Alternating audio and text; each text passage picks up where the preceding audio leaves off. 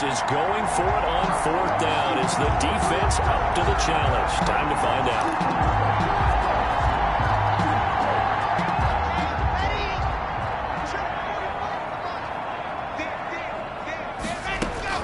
They'll go for it. It's locked. And that is going to be incomplete. Or it looked like he had it and dropped it. And the Buccaneers defense holds it.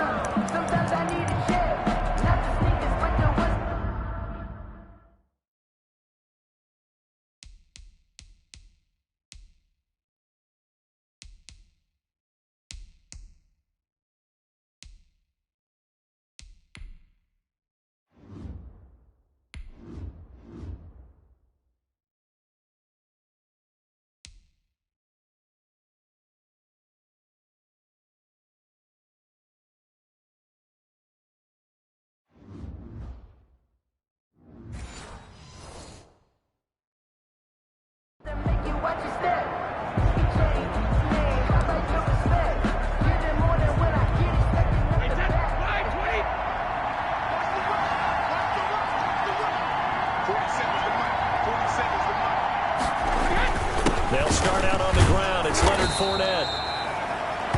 The rushing numbers for Fournette from last week: 20 carries, 88 yards. We all know he had a big workload last week, so I'm eager to see if they decide to back him off a little bit. Personally, I hand it to him 20-plus times again. When a running back's locked in like he is, I want him to keep touching the football. The last run got 6, now 2nd and 4.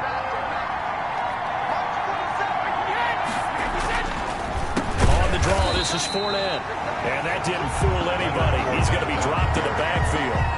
This will be a loss of 3, and now a much tougher 3rd down looming. This defense is a difficult one to prepare for, one of the best in the league. They'll come at you from all angles, and they did a nice job there stopping him for a loss.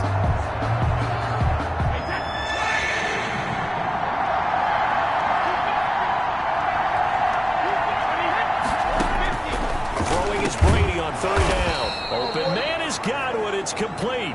And he is going to have the Buccaneers 1st down as they're able to get the 3rd down conversion. A gain of 11 on the play. Well, whenever you talk about players that really broke out in the 2019 season, you better add Chris Godwin to that list. Over 1,300 yards receiving, 9 touchdowns. He was 2nd among receivers last season receiving yards per game at 95. This guy combines great body control, excellent strength, and terrific route running ability to become a really big downfield threat. On 2nd down, here's Fournette. And past the 35, he'll be dropped a yard or 2 shy of the 30. 12 yards there and a 1st down. How best to describe that one? I'd say right down Broadway on that run. A straight ahead running. I think that might be something we see a lot of between the tackles today. Well, he's enjoying things so far here this afternoon. Sees a crease and bursts through it for a solid game. That's complete to his running back, Evans.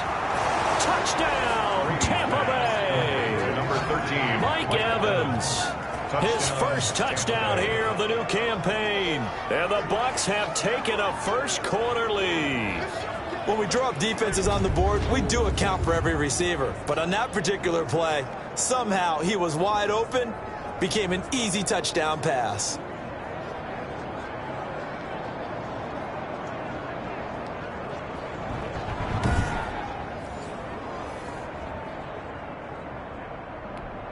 Ryan Suckup on for the point after.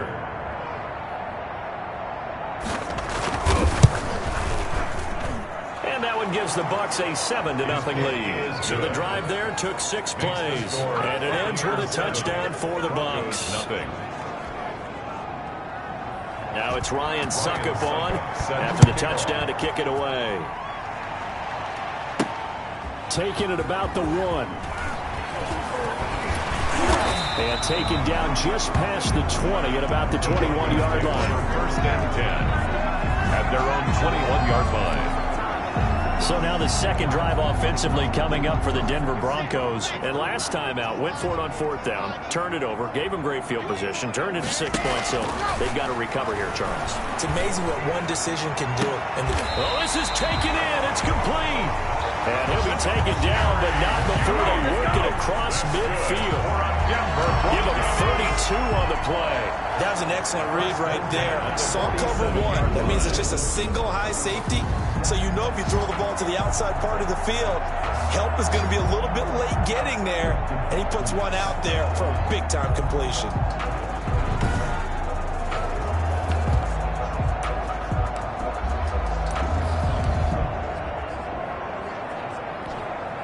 So the line of scrimmage moves all the way across the 50 now as they come up 1st and 10. Lock on the give. It's Lindsey. He'll get about 4 here, down to the 43-yard line. Lindsey, the ball carrier. A look at the numbers a week ago for Lindsey. 2 trips to the end zone and well past 100 yards. And going back and watching the film, we saw every kind of run from him, didn't we? We saw some power, we saw finesse, we saw speed, and what I love the most, he finished each and every run. And he's dropped right at the 40. Gain of 3. Lindsey, the ball carrier. And there's the anchor of this line, big feet of Vea on the tackle, former first-round pick in his 3rd season now out of the University of Washington. 3. Lock going to try and throw on 3rd down. Got a man. It's Judy complete. And he will have the Broncos 1st down as they're able to get the 3rd down conversion. This has to go down as one of the simpler routes in the playbook, but oh so effective. Nice completion there. Keeps the sticks moving.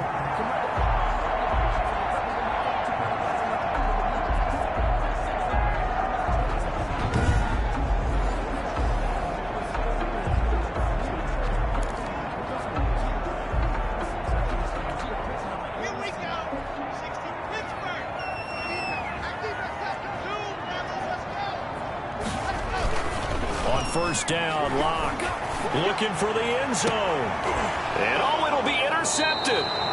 Picked up by Sean Murphy Bunting. And a big turnover there as his guys will get the football back. CD, I know it's just his 2nd year in the league as a quarterback, but that's going to be one when he flips on the tape. He's like, I shouldn't have thrown that ball. No doubt about it, and his coaching staff will be emphatic about he shouldn't have thrown that ball. But remember, 2nd year, as you noted, on-the-job training. So he's got to take this feedback that he's getting, negative or otherwise, and turn it into positives moving forward.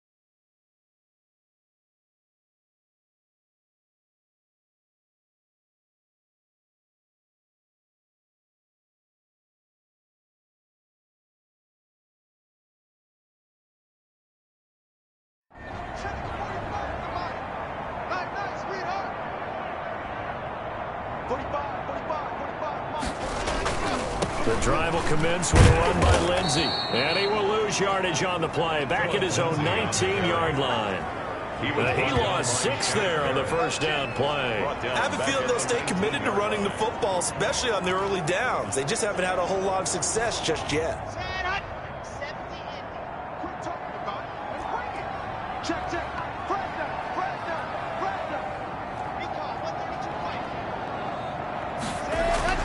Now on second and 16. Lock. And that'll be incomplete. Took a pretty good shot as he tried to pull that one in. Couldn't hang on third down. Normally you think the tight end's going to be able to catch the football and handle that contact, but in this case, maybe a little too much target to hit. That one was timed well. Incomplete. The Broncos on third down. They've been okay, 2 for 3 thus far. This is 3rd and 16. From the gun, it's Locke. He's got a man. It's Sutton that's complete. And he takes us beyond the 35 before going out of bounds. That was no 3rd and 2. That was 3rd and 16, but they get the conversion anyway. I know a lot of Denver fans are really excited about the possibilities for Cortland Sutton now that Drew Lock is entrenched as their starting quarterback. Remember, last season, the last 5 games with Lock as the guy in charge, the team went 4-1. I think they'll only get better and better. As for the season, Cortland Sutton had 1,112 yards and 6 touchdowns with 3 different quarterbacks. Just put the ball in his vicinity, and he'll make a play. He's going to get this all the way down inside the 35. It'll go as an impressive 31-yard gain. This offense has been slow to get started, but that play will certainly give them a little bit of life. Maybe the late wake-up call that they had been seeking.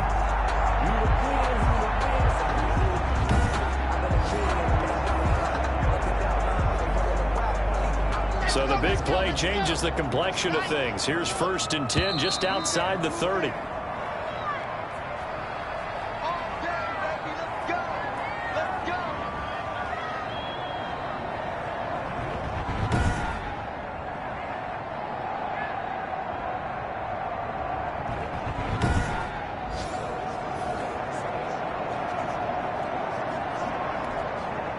Coming up at halftime, I'll go from one personality, that's you, Charles Davis, to another one in Orlando, the coach. He'll have stats and scores from around the NFL. You and Jonathan Coachman, both larger than life. No doubt about it. Well, you're stuck with me in this booth, Yes, and he's miles away and smiling. And happy. But Charles, for this offense, we take a look at the draft class here. They were looking for a playmaker, and they found one on the outside. And the way teams are throwing the football nowadays, you can't afford to skip at the wide receiver position. I know that the slot guy is getting more attention now, but that guy on the perimeter, he makes you go. So back-to-back incompletions. 3rd down here at 10, but you're still in field goal range. And that's the thing to keep in mind. They're in field goal range, so now you don't take any unnecessary risks, but you try and find a way to get back to what you were doing earlier in the drive in order to finish this one off. This offense was on the move. Now 2 straight incompletions have them looking at 3rd and 10. Locke looks to throw it again. And he's going to have the hook up to Sutton. And he will have the Broncos first down as they're able to get the 3rd down conversion. 18 big yards on that one and a Denver first. The 16-yard. These guys have definitely been outplayed in the first half. I like their countenance. I like the way that they haven't panicked out there, the way they're carrying themselves. They're starting to move the ball. And what you have to do, maintain your poise and start to put together some drives. On 1st and 10, it's Lindsey. And he'll work free from 1 tackle, but that's about all as he's taken down. Give him a couple on the carry there. 2nd and 8. 2 yards on the pickup. It's 2nd and 8. Now a carry for Lindsey. And he'll get it here to the 10-yard line. 4 yards on the pickup there as it'll leave him with a 3rd and about 4 more for a first. Passing game's been working quite well so far, but the running game's been a little bit of a struggle, and that's a surprise to me. Typically, when you can throw it, you've opened up lanes for your runners. And that is caught. Touchdown, Denver. Cortland Sutton, his 3rd touchdown now on the year. And the Broncos draw a bit closer.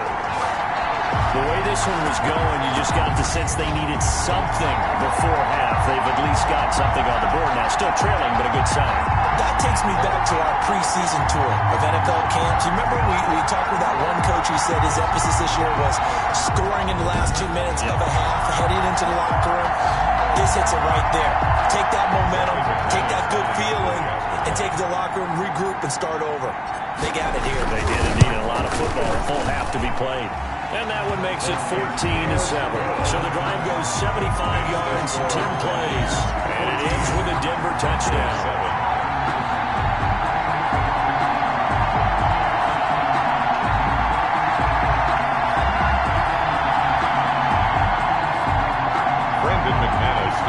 For Denver. After the touchdown, here's McManus now to kick it away. Taken about 7 yards deep. And he'll just sit on this one as their drive will start at the 25. At their own 20. And Tampa Bay trots out there now. You're under a minute to go here in the half. Field position not really in your favor, but still time to try and move the ball and get in field goal range. Yeah, you've got the lead. It's definitely a thought. Let's go ahead and try and increase it. But at the same time, I don't like the odds. I don't like where they are in the field. Got the lead. They've done well in the first half. Don't mess it up and go into halftime looking at each other wondering what if. He'll drop this underneath for Jones. And they're able to get this one across the 35. Now the Bucs going to use the first of their timeouts as the clock will stop with 35 seconds to go in quarter number 2.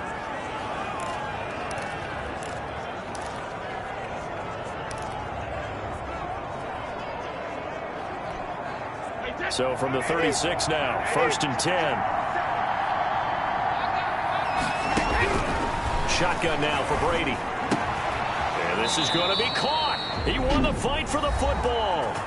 The Bucs going to go ahead and use the second of their timeouts as they get it right at the 32nd mark of this first half. Back-to-back good plays have them on the move on first down.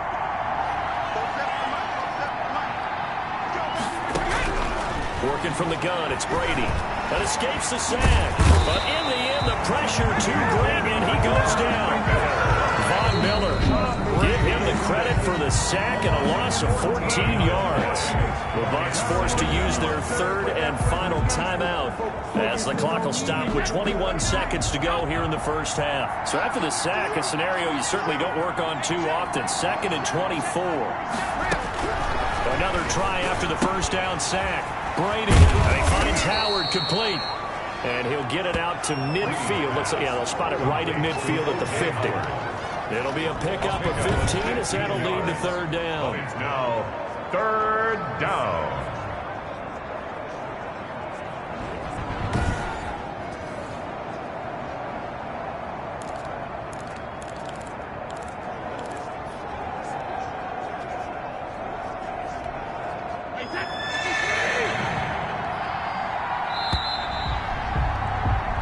So we have reached halftime with a touchdown. That's the difference on the scoreboard. As we send you on out to our studios in Orlando, here's Jonathan Coachman at our EA Sports Halftime Report. All right, Brandon, thanks. And welcome in everybody to our EA Sports Halftime Report.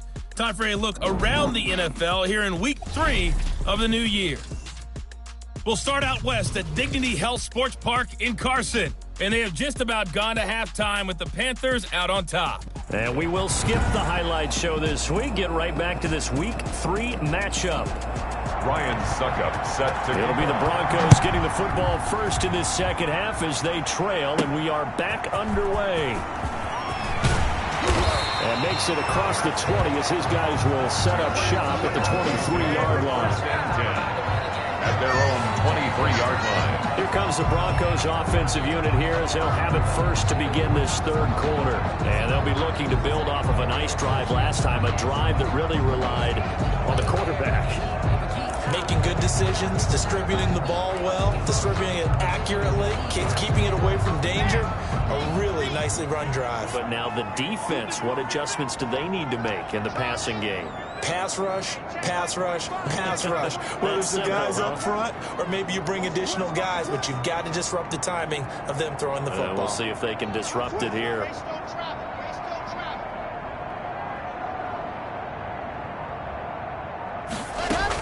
Second half starts with a run by Lindsey. 2 yards on the pickup there. It'll be 2nd and 8. I have to think a major focus of the halftime meetings had to be figuring out how to create space for the running game to get operating. Well, what you pointed out to me at half seems accurate. That line has struggled to sustain blocks. Yeah, I would agree with that totally. They've got to focus on staying on their double teams at the first level, make sure that block's secure before they slide off and try and chip someone at the second level. And they're going to get him behind the line yet again as his nightmare afternoon continues. A yard in the wrong direction makes 3rd down tougher. 3rd down and 9. I think this running game, or should I say lack of one, is making this defense look better than what they really are.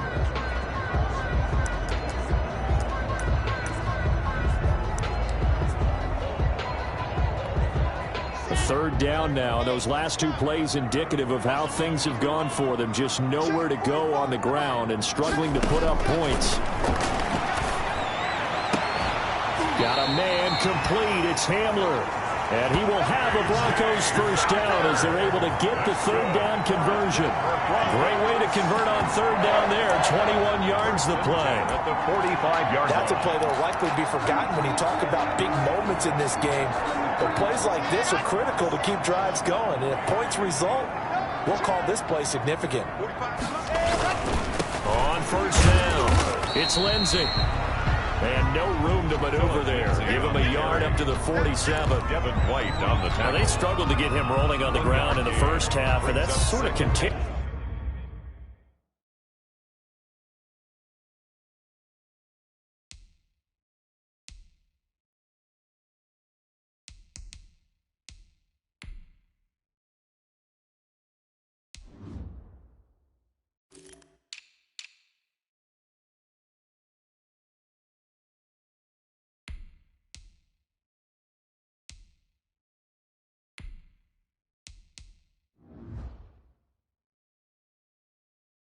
Here in the 3rd quarter. Yeah, but I don't think it's time to abandon the running game. I would say keep feeding the horse, and I believe he'll eventually reward them, especially as we get deeper in the game.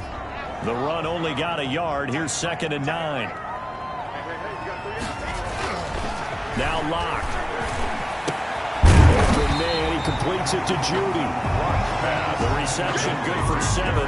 It's 3rd down.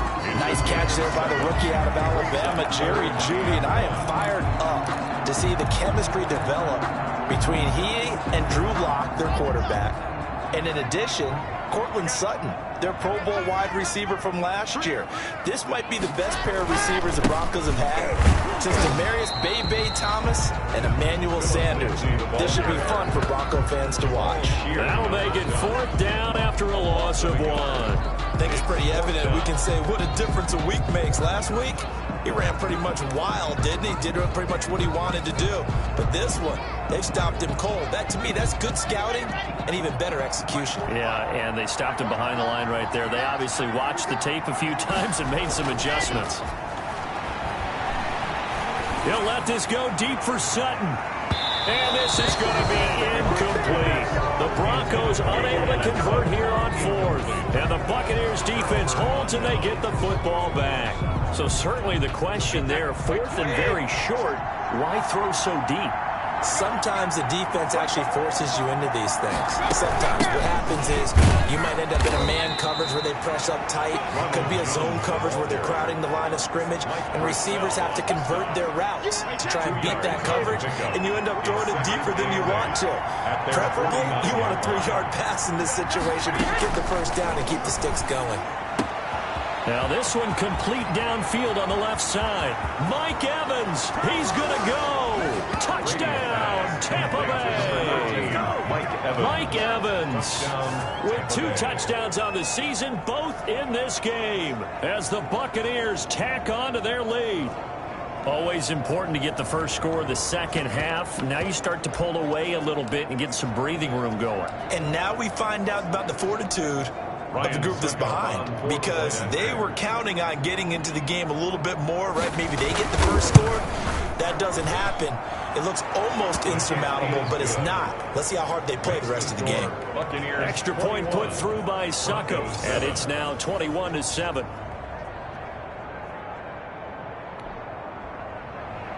Now it's Ryan Succop on after the touchdown to kick it away. fielded just outside the goal line.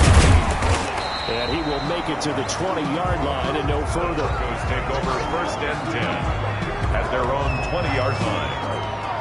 And the focus shifts back to Jerry Jeudy and his Bronco teammates. Let's see here, Charles. 6 catches, over 100 yards. Call that a pretty good day at the office. And I love the accumulation, the catches, the yardage. That means he's having a pretty good impact on this ball game and really helping his team out in a big way. Means he wants the football again, right? And it's funny because some of these receivers are very vocal about how much they're getting it. Others are quieter, but they still let you know, give me the ball, I'm going to make a play. A gain of 32 that time. Press coverage on the outside, and for defenders, that's the ultimate risk reward. If you take the risk, can you reward yourself by keeping them on the line of scrimmage? But no, not on that one. Got to step on them. Now it's just a matter of laying the ball out there for him to go get it. Meanwhile, they take a shot to start the drive, but this is going to wind up incomplete. That time he was looking for Jerry Jeudy. And that'll bring up 2nd down. 10. Throwing again. Block. On a slant, completes to Sutton. And this is going to lead to another 1st down as the tackle's made at the Bucs' 32-yard line. It's a pickup of 16 there, and it'll lead to a new set of downs. 32-yard line. But one of the ways that quarterbacks keep all the receivers alive in a play, never lock in on any one guy. Make sure you keep your eyes moving, scan the field, and here he finds it. Now Locke, he lost the football. It's out. The pass. A fumble on the play. Fortunate to get that football back, because trailing here in the 2nd half, last thing they needed was to lose the possession. And the word I think of here is opportunity, because it could have been lost there, their chance to score points. But the opportunity for the defense was to go ahead and really close this game down if they were able to get possession.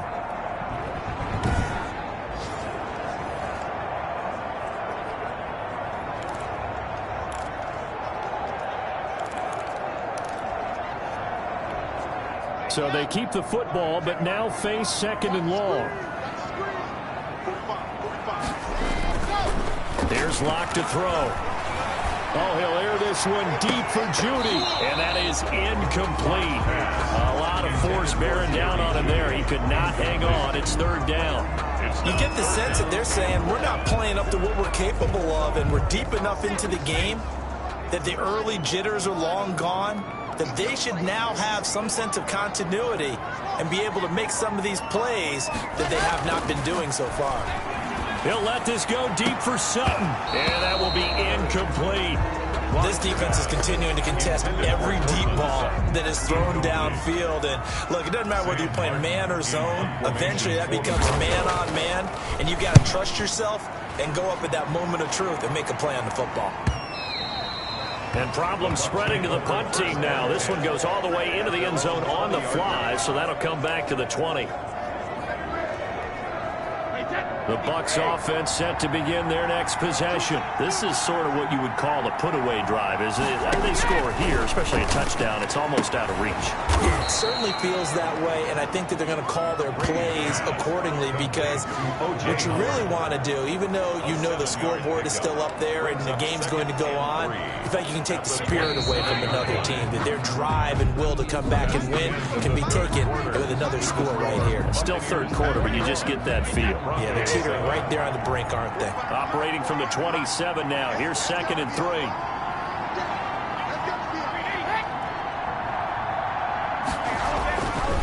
Here's Brady. Open man is Howard, the tight end.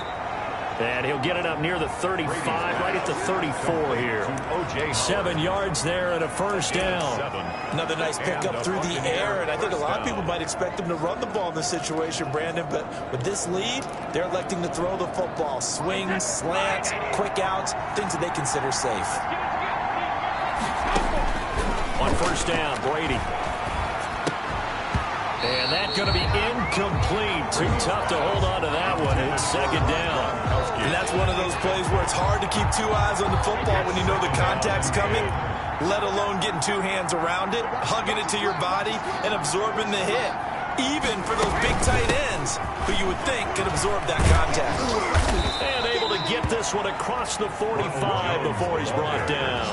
12 yards there and a first down. Now, I'm guessing you'd say this is kind of the key here. Grind out some yardage, work on that clock, see if you can continue to tick it down. Definitely, you want to bleed things out at this point, right? Continue to possess the football, gain some yardage, and put the onus on the defense. Do they have to use timeouts? What are they going to do to stop you? You're taking charge. Brady's incompletion on first down leads to a 2nd and 10. To throw again. Brady. He sets up the screen to Jones. And they'll get this just to the 47. 1-yard gain. They do get a yard there, but only a yard. Leaves them with 3rd and 9 looming. The Bucs on 3rd down. They've hit 2 for 4 thus far. This is 3rd and 9. That throw by Brady incomplete. You can tell they wanted to get that ball downfield. They had nothing working in the secondary, so he dropped it off to the running back. That one ended up incomplete. For the Buccaneers. The punt team on now as Pinion sends this one away.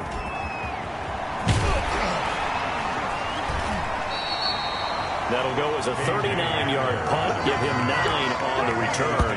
And the Broncos take over. First down and 10. Denver's offense ready to go again. Their defense was able to force the punt. That's the good news. But this is still a 2-score game, and they need points on this drive and in a relatively quick manner. Locke and the Broncos going to come up 1st and 10 at their own 21. Out of the gun, he'll throw. That's going to be caught by Judy. And they'll get it all the way up about 5 yards shy of midfield. Call that a very strong gain of 24. Shotgun snap to Locke. He'll find Lindsey here. And he's able to take it across midfield before going out of bounds.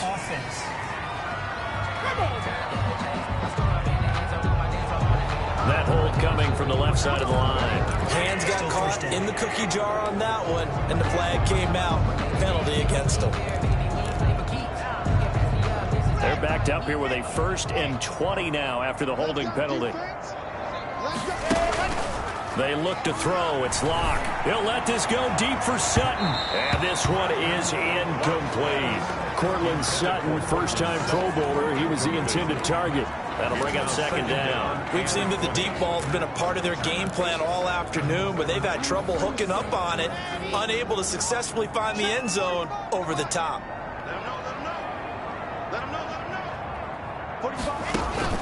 Throwing on 2nd and long.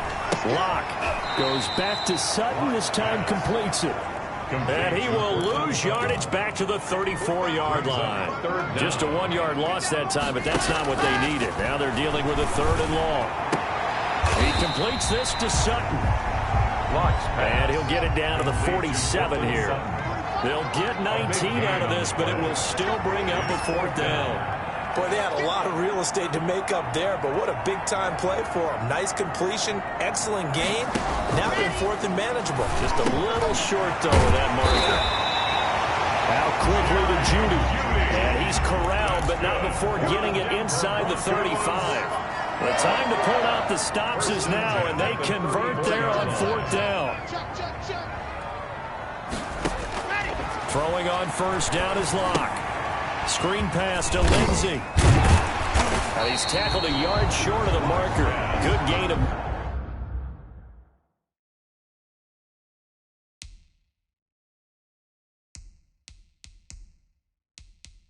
Nine on 1st down.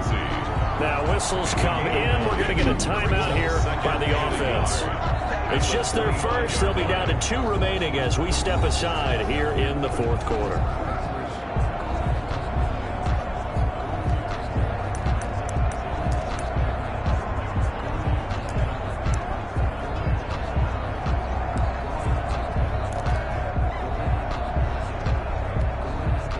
They'll come up now on 2nd and a yard. Faking the give to Lindsey. Here's Locke. And that will be incomplete. Tried to dial up the long one way out there, but it'll be 3rd down. They're down 2 scores, and they need a quick one to try and get back into this one. That was one way to try and get it done. Unsuccessful in the attempt, but they have no choice but to keep trying. Lock to throw on 3rd and 1. And almost picked off. I guess the good news for them now, it's 4th down.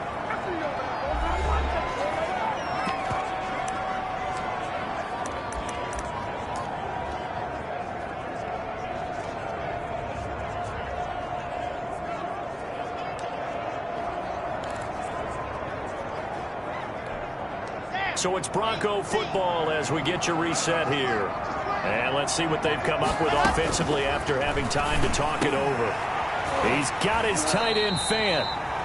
And he takes it down to the 10-yard line. They keep the game alive, at least for the moment, as it's a 1st down.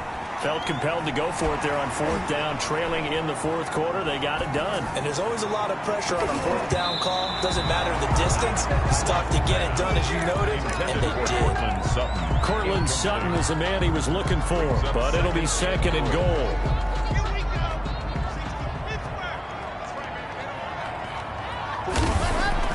Throwing again.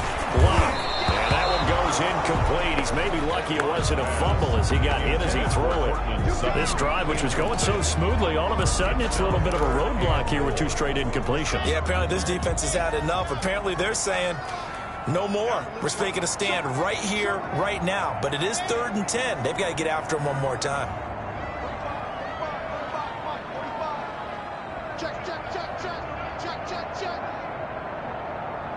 From the 10, this is 3rd and goal. And he'll take it into the end zone for a Denver score. Phillip Lindsay, his 6th touchdown of the season. And the Broncos have cut it to within a score. I'm not sure win-win is the proper term here, but it certainly felt like it. They got the touchdown they needed, but if I'm on the defensive side of the ball, okay, you got the touchdown, but it sure took you a long time. Yeah, because offensively there, you're probably hoping for a 1 to 5 play drive. That one ate up a little more time than they were hoping. You're exactly right, and if you have that 1 to 5 play drive, you actually build up momentum and even more hope. When they had to slog their way downfield, they got the touchdown, but it's almost like, yeah, you know, doesn't feel right. Exactly. So a 7-point game, they'll need a recovery, the touchdown, and an extra point to tie. And the Buccaneers able to recover. Their hands team does its job. And now looking at the clock here, they do have 2 timeouts, but even if they force a 3 and out, they're going to have very little time remaining. So that means they've got to be aggressive and find a way to knock the ball free. They've got to come up with it because they can't just rely, as you noted, on using their timeouts and getting the ball back. They might not have any time to mount an attack, even if they do play it that way.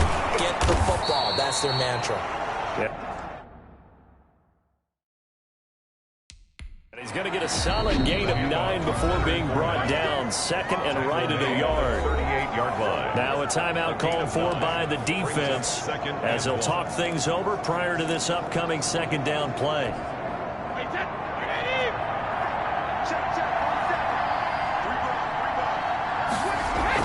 Back to the ground, this time with Jones. And he's taken down, but not before he gets to the Broncos' 6-yard line. He's able to rip off 32 on that one. It's a 1st down. I'm assuming they're keeping this football on the ground, right? I would think so because you're looking at the clock. That's in your favor. You look at the geography of the field, right, where you are. That's in your favor as well. Keep it on the ground. Keep pounding. Run that clock down. You got everything working in your direction.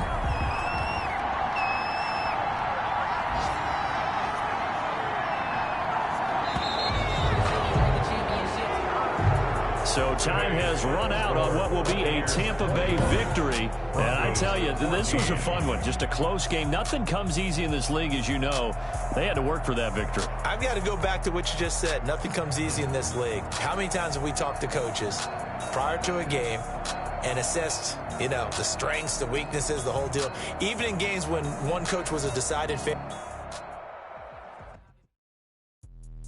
Let me explain what I did. Can I kick it? Hold on. Yeah, I got some rings and a range. Can I kick it? Yeah. Don't ask me a thing. How I got her, how I did it. Yeah. Spend the whole half, had a blast. Can I kick it? Even with a sprain. Pain, can I kick it? Just the flex, I went and bought a chain. Can I kick it? Things ain't been the same. Things have changed. Can I kick it?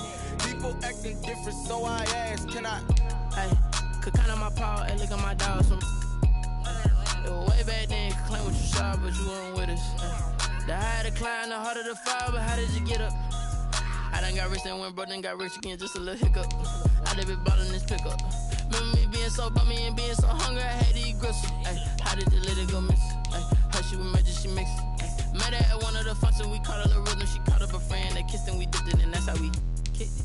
Let me explain what I did, can I kick it? Hold on, yeah, I got some rings and a range, can I kick it? Yeah, don't ask me a thing, how I got her, how I did it. Yeah, spend the whole half, had a blast, can I kick it? Even with a sprain, pain, can I kick it? Just the flex, I went and bought a chain, can I kick it? Things ain't been the same, things have changed, can I kick it? People acting different, so I asked, can I? Before I went live, they ain't know what I was. Ain't no one alive that could do what I does. Wait, need a light here just to catch my buzz. Need Sprite here just to catch my cup. Now they don't really talk about us. Now they don't really talk about love. Honestly, they ain't never seen too much. What's love to a guy with a bag? What's heart to a guy with some cash? What's pain to a guy that's mad? Said. What's broke to a guy with a mask? What's broke to a guy with a plan? I just wanna kick it, that's all I ask. Like, let me explain what I did, can I kick it? Hold on, yeah, I got some rings and a range, can I kick it? Yeah, don't ask me a thing, how I got her, how I did it. Yeah, spend the whole half, had a blast, can I kick it? Even with a sprain, pain, can I kick it? Just the flex, I went and bought a chain, can I kick it? Things ain't been the same, things have changed, can I kick it? People acting different, so I ask, can I?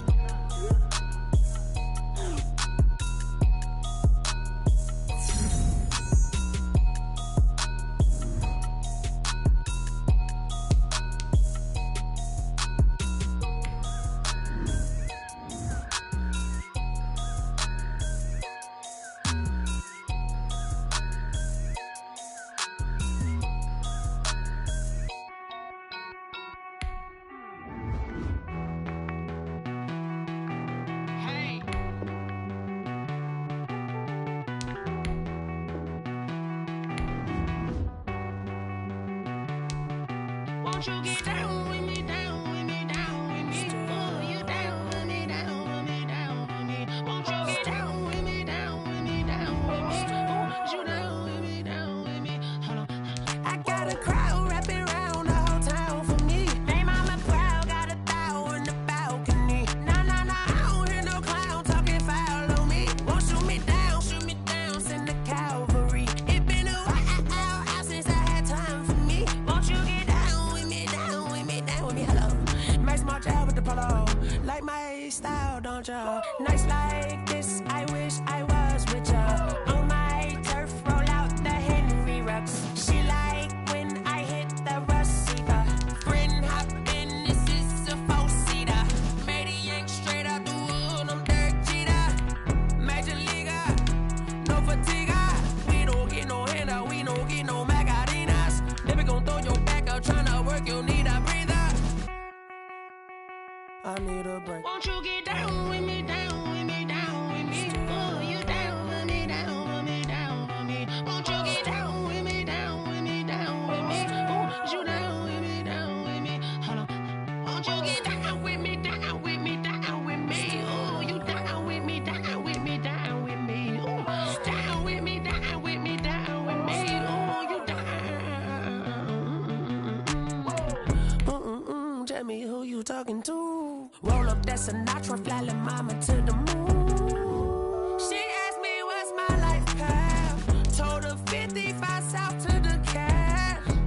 So many couches I cried. Shout out South Street and shout classic. I know you really wanna be my only one, but I didn't need somebody to hold on to the second up. Baby, I know you really wanna be my only one, but I didn't need somebody to hold on to the second up. Baby, I know you really wanna be my only one, but I didn't need somebody to hold on to the second up. Baby, I know you really wanna. One for the set, boy, to the Fellas, we gotta have a great practice today. There's no other option. In 17 weeks, you strap it up.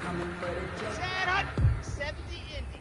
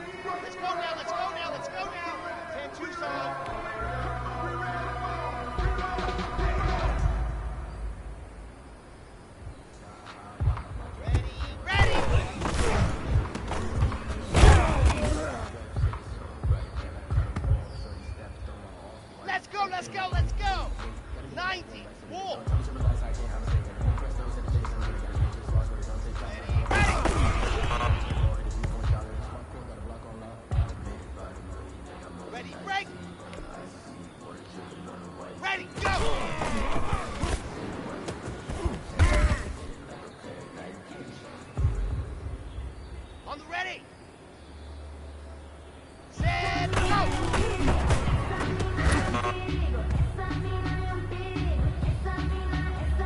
Here we go, here we go. Hut, hut.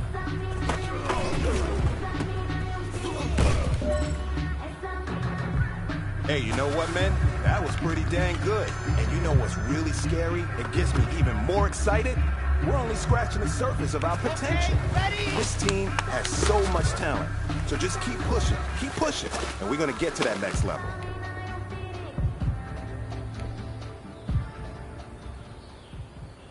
Hut, hut.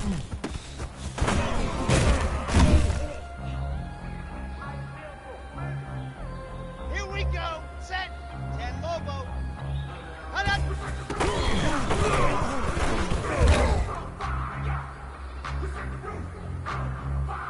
Set. Ready. 15 Lonnie. 15 Lonnie.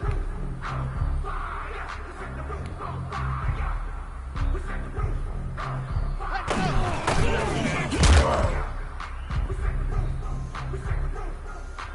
Ready.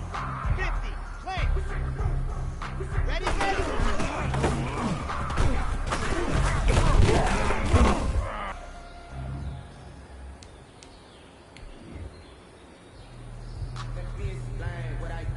Ready, ready. Gator. Set, hut.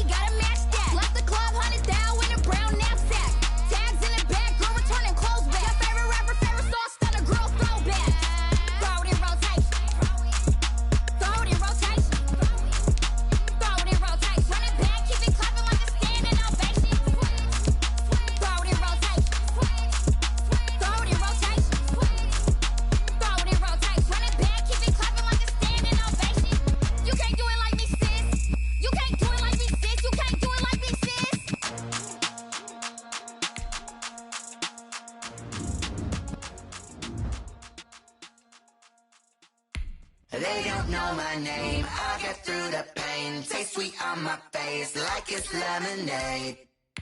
Tie me up in chains. I get through the pain. Taste sweet on my face like it's lemonade. They say fall and you let go, but I know I got an antidote to retain some kind of self-control. Look inside my head through a telescope. You erase all the calls from a telephone. No sense of smile, maybe tell a joke. Holding back your tears, singing minimal syllables. Yeah, look at me, at the asylum. Was a fate or mistake, cause the time ain't up. Yet the parts of my mind don't get much love. If you want in my head, come and call me up. You look like a twisted Robin Hood. You take from the rich and the poor and us. Wearing diamond shoes where you walk your pugs in a town you create where there ain't no love. Where do I go? Where do I know?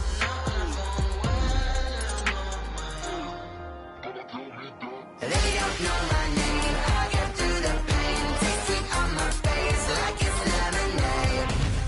Tie me up in chains. I get through the pain. Taste sweet on my face like it's lemonade.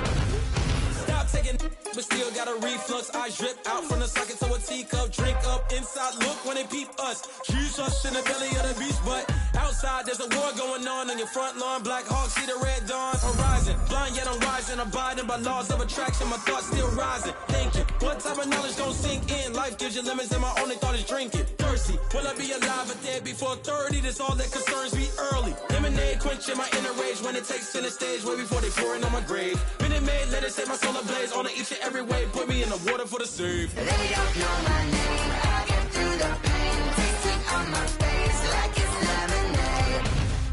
Tie me up in chains. I get through the pain. Taste sweet on my face like it's lemonade. They don't know my name. I get through the pain. Taste sweet on my face like it's lemonade. Tie me up in chains. I get through the pain. Taste sweet on my face like it's lemonade. Oh.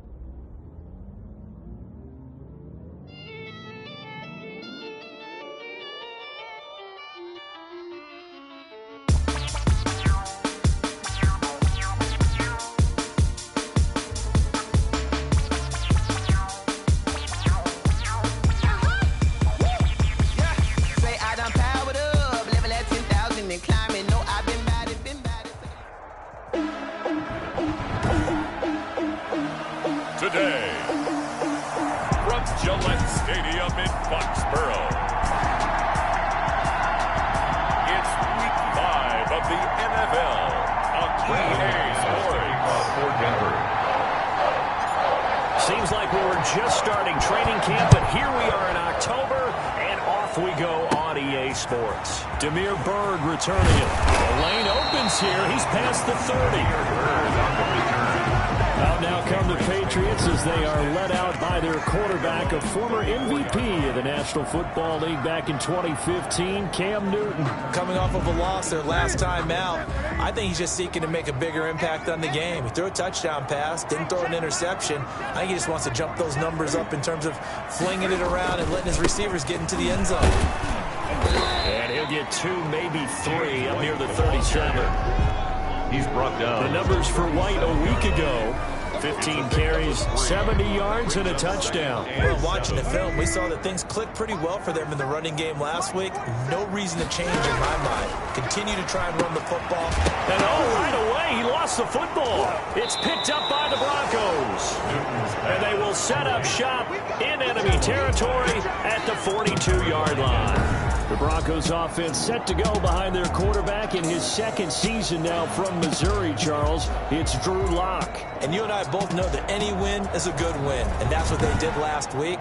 but there's also plenty for him to work on in his game, wasn't there? Yeah. 2 touchdowns, an interception. Yeah, you know, he wants to increase that a little bit in terms of ratio. But first and foremost, they did win the game.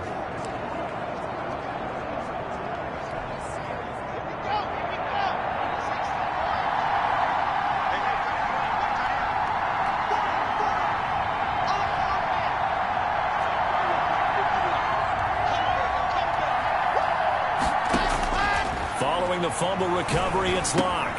He'll get this to Phillip Lindsay, complete. And he gets this inside the 35-yard line. That one going for a gain of 11 and a Bronco first down. Locke working out of the gun. This is the tight end fan. And they move this all the way down to the 9. 23 yards, the final tally. Denver. Good job there to locate his tight end, Charles, in the middle of the field. Yeah, he has good pass-catching abilities, and if they're able to continue to find him here in the early going, I think it'll help out his teammates out on the perimeter. You can take the big shots later if he occupies their attention. They'll run with Lindsay, and they'll lose yardage here. They go backwards to the 13-yard line. That's going to go as a loss of 4, and it'll be second down. Second and goal at the 13-yard line. Block now to throw. Oh, he dropped it. They were looking for him in the middle third. He couldn't catch it. Now third down. Defensively here, you're facing a top 5 team in terms of points scored in the NFL. So when they're that high powered, you've got to find a way to hold them under 20. Because to me, that's the magic number.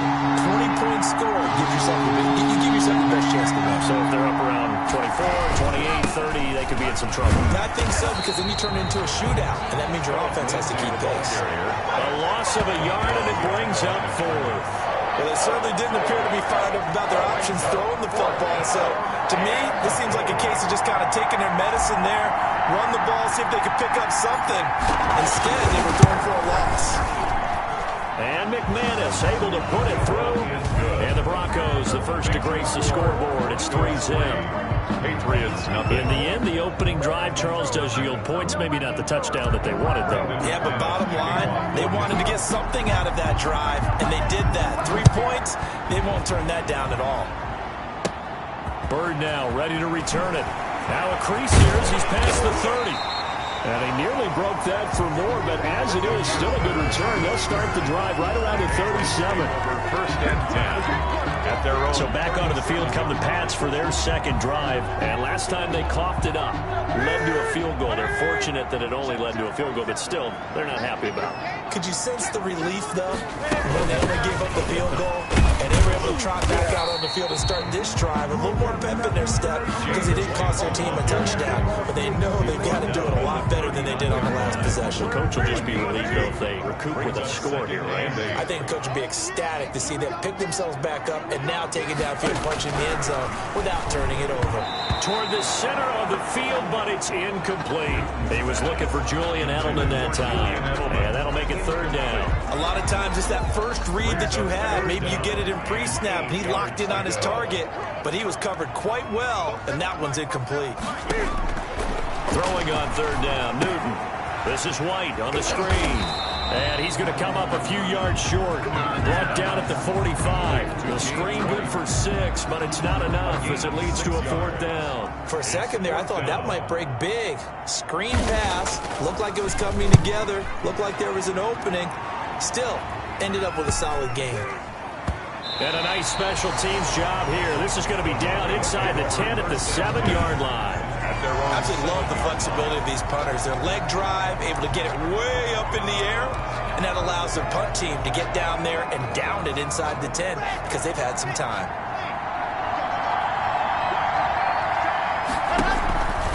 Rock now on first down. Got a man. It's the rookie Jerry Jeudy. And he'll be taken down, but they've got this one up to the 35-yard line. 28 yards the gain there on the catch and run. First down, Denver. Oh, that was a nice job there. Quarterback and receiver reading the pressure that was brought. They both knew it was going to open up the middle of the field. Nice little shake and bake at the line of scrimmage. Got right into his route. and the quarterback hit him in stride, and he was able to run free after the catch. Lindsey, the ball carrier. A look at the numbers a week ago for Lindsey.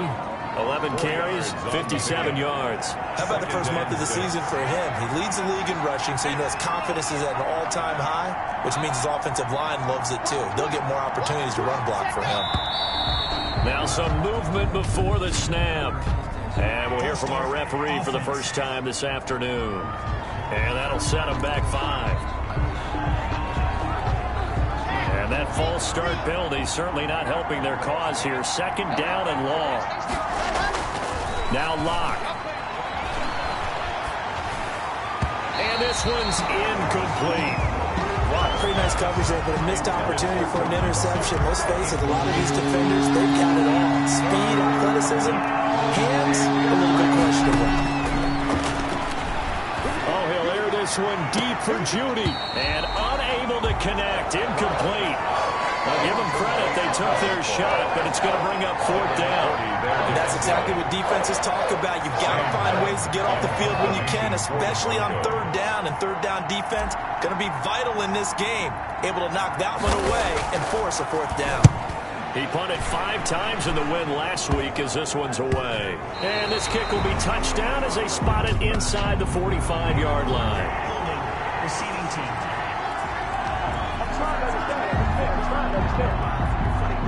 So this will be accepted as it moves the offense backwards. Newton and the Patriots with a 1st and 10 at the 33-yard line. He'll throw from the gun. It's grabbed over the middle by White. And he'll be tackled right on the chalk of the 45. A gain of 11 to kick off the drive, and it's a quick 1st down. Back to throw, Newton. He completes it right side of White. Newton called it no gain there on the 1st down play. No gain on that. And the completed pass, but for no gain, stopped right at the line, so it's 2nd and 10. 3-0 after 1 on EA Sports.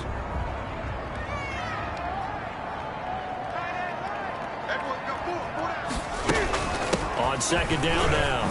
It's White, and he's going to be brought down by the face mask. Here come the flags. This is going to get him a 1st down. Defense. So that flag will cost him 15. And it doesn't matter anymore how you get the face mask. Any part of it, that's going to be 15 yards. On 1st down, it's Newton. That's caught by Hollister. That catch good for only a couple. A lot of storylines to a New England-Denver matchup. So many great games in the past. And worth noting, too, that Cam, of course, has his history with the Broncos as well. He was on the losing end of Super Bowl 50 when his Panthers lost to the Broncos 24-10. 7 yards on the play, and that'll make it 3rd and 1. Oh, I came to my feet on that one. I thought he was getting close to breaking that one big, but in the end, give some credit to the defense, finding a way to get to him and forcing a 3rd down. Now the Pats' leading rusher the past 2 seasons, it's Sony Michel. And boy, he is very close to a 1st down, but from where they're spotting that football, he's going to be a foot or so short. I know the scouting report on him is that he doesn't possess the eye discipline to be an elite linebacker, and what that means is his ability to read, react, and make a play. But on that one, he looked like one of those guys. And this one is going to just tuck into the bottom left corner as he gets it to go. And that will tie us at 3-3. So 3 drives now for this offense, and that field goal gives them their first 3 points. So if you're an offensive coordinator and you're averaging a point a drive, you're in the wrong line of work, aren't you? You got to find a way to unlock the key to these defenses and put some big points on the board. 10 at their own 24-yard line. And Denver getting set to take the field. And they're coming off a 3-and-out, my friend. I think they've got to look at that play sheet and go to a spot that they haven't gone before. Time to shake things up a little bit to try and get this offense moving. Okay, so how do you do that? How do you shake things up? You look at what you called before, realize it hasn't worked Go to so someone well, else. and maybe try and find one of those special plays from one of your better players, and maybe try and hit something big and get things going in the excitement area. On 1st and 10, here's Locke. And this will be incomplete. Physical play on the football there, and it's second down. And partner, to me, that one was all about timing. If he's there too early, it's going to be a pass interference call. If he's too late, it's a completed pass. He was Johnny on the spot on that one. Block will try again on second down. And this one incomplete. Too much contact to hold on to that one, and it's third down. So now 3rd and 10. They had the big play to start the drive, but 2 incompletions since. Yards to go. And they're able to work this to the 25 before it's all said and done. A first down and then some. Give them 29 yards. First down. Really? Really? Did we just see that? That's a big catch. One-handed, I might add, to pick up a first down. I was going to say on third down for the defense. And he's going to be taken down. Back around the 35-yard line. I think Josh Uche has got to be one of the poster guys for perseverance. Remember, he didn't start any games at Michigan in his first 3 years. But his final year on campus, he showed just how dangerous he could be as a blitzer, as we just saw there. Great speed and athleticism for a linebacker. He's going to be hard to slow down coming off the edge. A good pickup there, 18 yards as they get closer for third down. The Broncos on third down, just 1 for 3 thus far. Here it's 3rd and 3. From the gun, it's Locke. Noah Fant was a first-round pick in 2019, and he was picked because of his receiving skills. Had 40 catches in his rookie season for 562 yards. Did have 2 games where he topped 100 yards in each of those. Yes, he's still developing as a blocker, but that's not why he went in the first round. He went there for his ability to make big plays down the field. A reminder, once we hit halftime, as we do all season, we'll send it down to Jonathan Coachman in Orlando. He'll have all the stats and scores from games in. And he is into the end zone for a Denver touchdown. Jerry Jeudy, his 4th touchdown on the year. And the Broncos have taken the lead. A nice throw there by the second-year quarterback. And I don't believe that's the kind of play he would have made as a rookie, because usually your rookie season is a continuation of your college days. A lot of one read, and if you don't have it, you just take off and go. Now he's settled in the pocket a little bit more, reading the field and getting to a second and sometimes third progression. That was a nice play.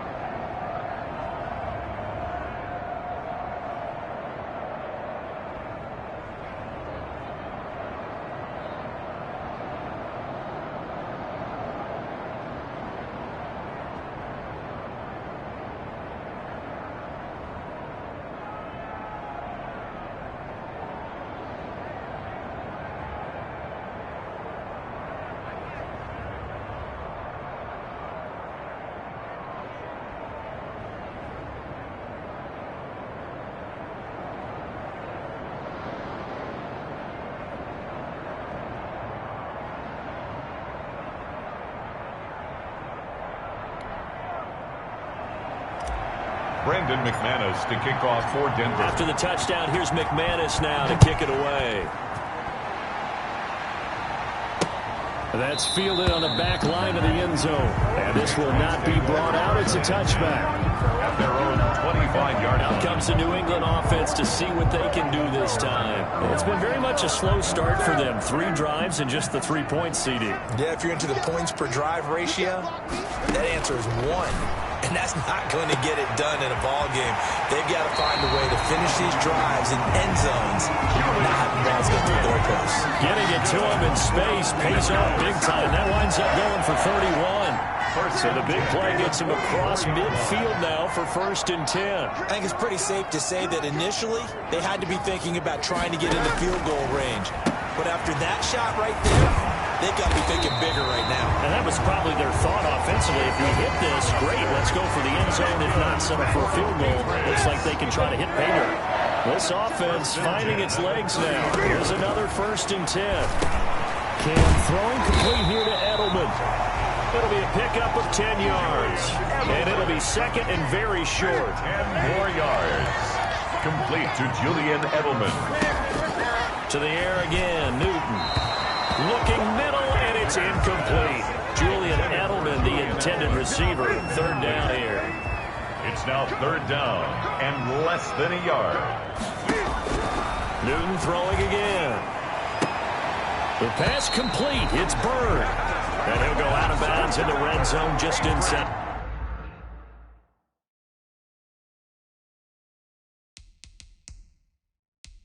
The 20. 1st and 10 at the 16-yard line.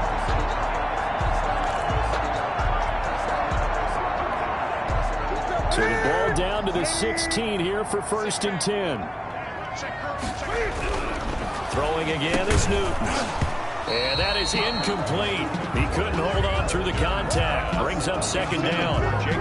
Normally being a big-bodied receiver plays to their advantage downfield. Go up and make the catch, take the hit, and pick up yardage. But in this case, the hit was timed really well and popped it free from his grasp.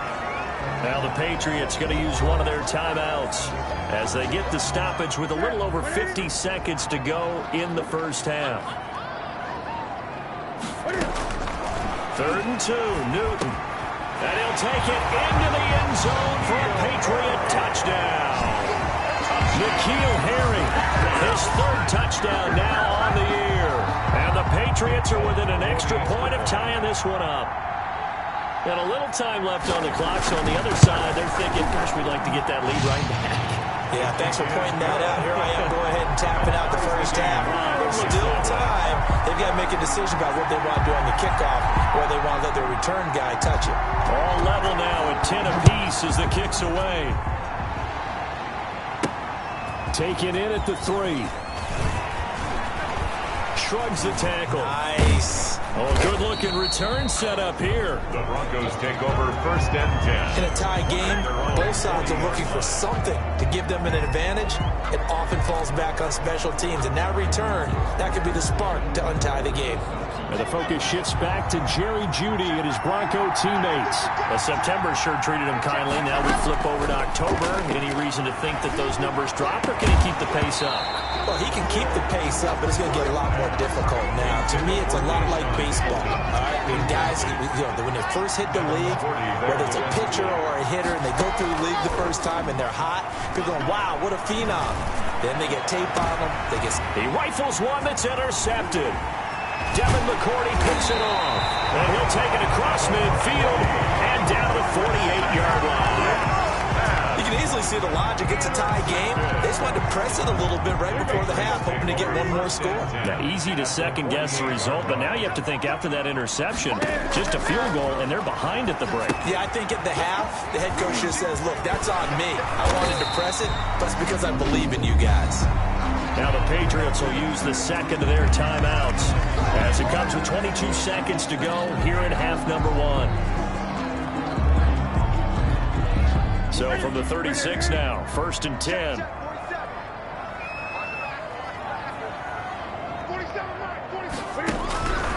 From the gun, here's Newton. He'll get this into the hands of Bird. He'll be brought down on the 30-yard line after a gain of 6.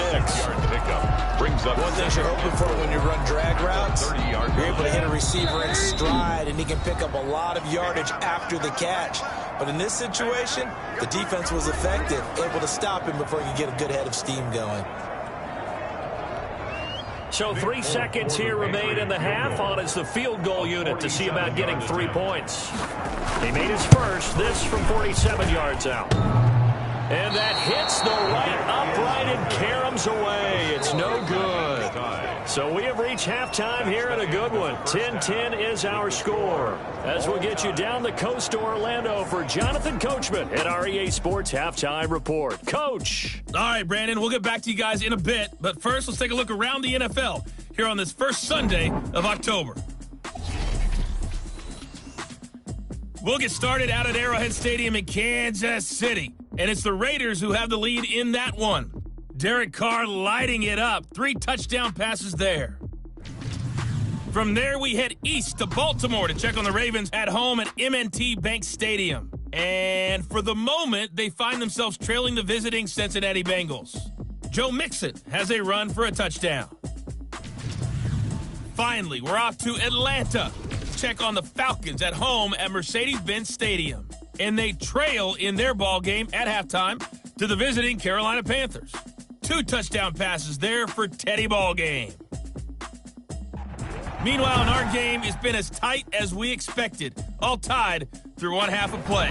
The call of the second half. Let's get it back to Brandon Gaudin and Charles Davis. All right, Coach, thank you, and we welcome everyone back for quarter number 3. And ready to get the party started for the second half. It was an even first half, all tied on the scoreboard. And with a marker down, he's up just past the 25-yard line, but I think they're going to be going backwards. Let's check the call. Holding call set him up with not great field position. Not at all when you tack on the penalty. With that field position after the return wasn't terrific. It's not a great starting field position as well. Here's Lindsey. They'll get him to the ground at the 20 following a pickup of 4. Well, they're hoping that the second half is better for him than the first half. They've got to find a way to get him going. He's a big part of their offense. It's now 2nd and 6. To throw on 2nd and 6. Lock. And that'll be incomplete. Took a pretty good shot as he tried to pull that one in. Couldn't hang on 3rd down. So, Charles, tie game here. What are your keys as we continue to play this second half? I know people think it's always trite when you say the same things over and over, but they're tried and true in the game of football. Who's going to block better? Who's going to tackle better? In this case, to me, it's turnovers. You've got to take care of the football in order to win the game. That's an excellent job right there on 3rd down. Like any defense, you never want to let them get anything started, and that would have been a first down. Instead, you saw the contact on time, no penalty, and before this drive could get wings, it's 4th down. A field goal would tie it, but they want more. They're going for it. They do go for it. It's Locke. Forced out to his left. He may try and run for this. The coverage may be too good that time as he breaks away for 19 with his legs and a first down. The last drive, remember, similar situation. He forced the ball into coverage through the pick. He learned better there. Yeah, similar to a golfer that's confronted with a shot that you just can't make. Sometimes you have to take your medicine, as they say, right? Just pull it down, take off, and go. Don't make something worse than what it was. And incomplete there, almost picked off. That's one you maybe expect your roaming free safety to come up with. But it's 2nd down. Well, the passing game right now for them, not overly impressive. Last week he hit on right at 50%. This week he's under 50%. And it's not just on him. Protection, a few breakdowns along the way. That's made him get off the spot. Receivers not getting their way open downfield. The coverage has been... And he fires one that's intercepted. Devin McCourty picks it off. And he'll take it across midfield to the 46-yard line. So an opening drive interception to begin this second half. And just think about the time you spent in the locker room going over what you're expected to do in the second half. Not the way they saw it, not the way they drew it up. You find out this is something that you can't just edit, right? There's no rewrite here. This is live, and now they've got to find a way out of this hole. Now a throw right side, take it in here to start this drive. And all the way inside the 15 before they drop it. That'll go as a pickup of 32 on the catch and run. Oftentimes now, offenses aren't nearly as precise as days gone by. They just tell receivers, find an open patch of grass and let the quarterback find you. And that's exactly what they did on that play. First with the pass through the air, nice chunk of yardage there, and then additional pickup with his legs after the catch. Nice work to get 7 out of that, and it's second down. At the 6-yard line.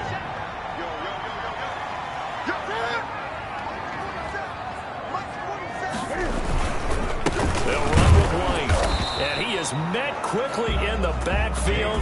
Down he goes, folded like a lawn chair. They'll lose a yard on the play, so now they need 3 yards on third down. This defense is just flat getting after it. They have not given up much of anything in the run game. Case in point right there. Newton on third down. And that's going to be caught for a Patriot touchdown. Demir Bird, his second touchdown on the season. And the Patriots have moved out in front. And he's a little bit on the shorter side as a receiver. Maybe sometimes for the defense, tough to find the little guys, right? Yeah, sometimes they get lost in the traffic, but usually what it means is that rather than just winning with height or even speed, they use their quickness to find a way to get open. Well, tall, short, wide, skinny, whatever. There it results in a touchdown. Taking it about the 1. And he'll be tackled just shy of the 25. First and 10 at their own 24-yard line.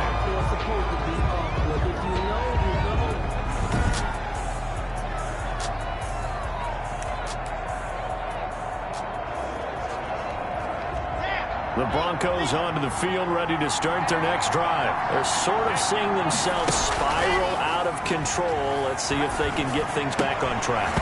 And this is where the coach is walking that line of being calm and really being firm with his team. I had one tell me once, when we were having a tough patch, this too shall pass, this too shall pass, and finally we kept having a rough patch.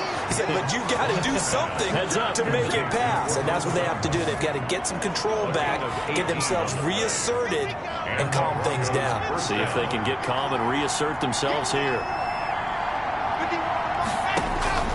On first down, Locke. And he goes down. It's a Patriot sack.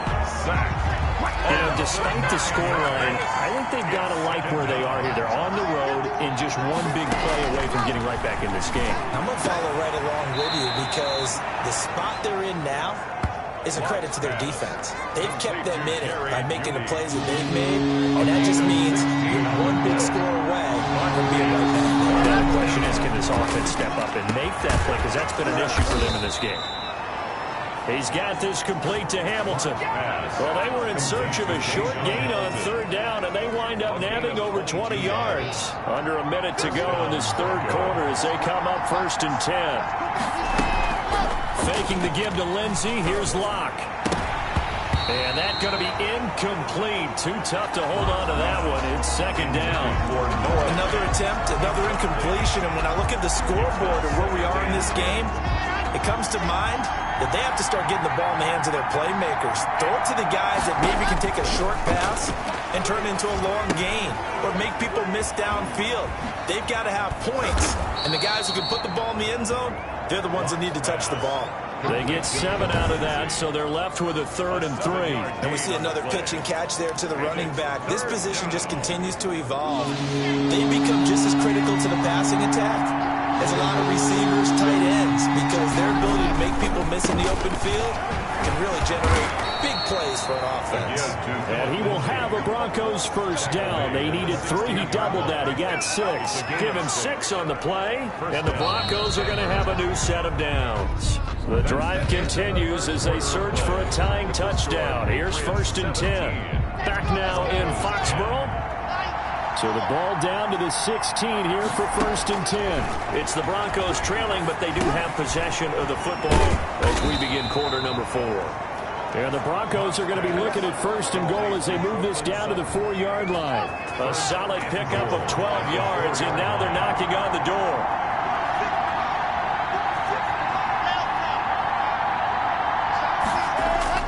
Throwing now is Locke. This will be caught at about the 5. No gain there on the completion. It'll be second down. Defensively, you said coming in earlier in the broadcast, the magic number was 20 points for you. That's what you thought they would have to hold this offense to, or less than that. And, wow, they've done that in a big way, haven't they? Not only have they done it, they put themselves in a great position to win this one because holding it. And the pass is caught. Touchdown, Denver. Jerry Jeudy. Jerry Jeudy with his second touchdown of the game and 5th on the year. And the Broncos are an extra point away from tying the football game. Brandon McManus. I know Paul Revere talked about by land or by sea, right? You know, 1 by land, 2 by sea. He didn't mention air because right now we're seeing a big-time performance, aren't we? That's 2 touchdowns so far in this game. Where'd you pull that one from? And, you know, every now and then I actually listened in history class. And you're just a scholar all the way around. You're reading all the time. I like that you fit that into the broadcast. You know, I just grab a nugget when I can. Fielded in the end zone. And it'll come out to the 25 as he will not attempt to return.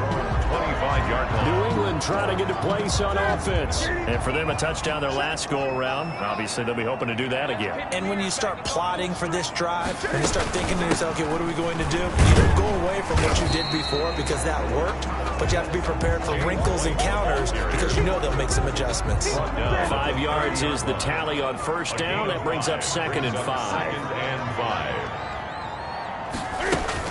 Opting to run again here with White. And they get him down, but not before he takes it across the 40-yard line. A gain of 13. It's a first down. That's pretty much meat and potatoes right there, wasn't it? Just go right at him and let your big horse charge up the middle. Not too fancy there, was it? Nothing fancy at all. Challenging that defense, and on that go-around, the offense won the challenge. First down, here's White. Oh, he faked it with a juke. Now he's got some room. 20. And they're going to have this way down deep in Denver territory. It's a big play there for the Patriots. 51 yards on the ground. So 1st and goal, 6 points here would go a long way toward wrapping this one up. Trying to pound it in here with Michelle. And that'll get him halfway there as he takes it from the 6 to the 3-yard line. Brought down by Brandon, I'm going to tell you, this is football time to me. They're inside the 10-yard line. That's like drawing the line in the sand. Who's going to make the stand here? Defensive guys, they know if he gets in the end zone, this ball game is over. And the guys with the football right now, they're thinking, let's just pound it in there. Gotta hold him to...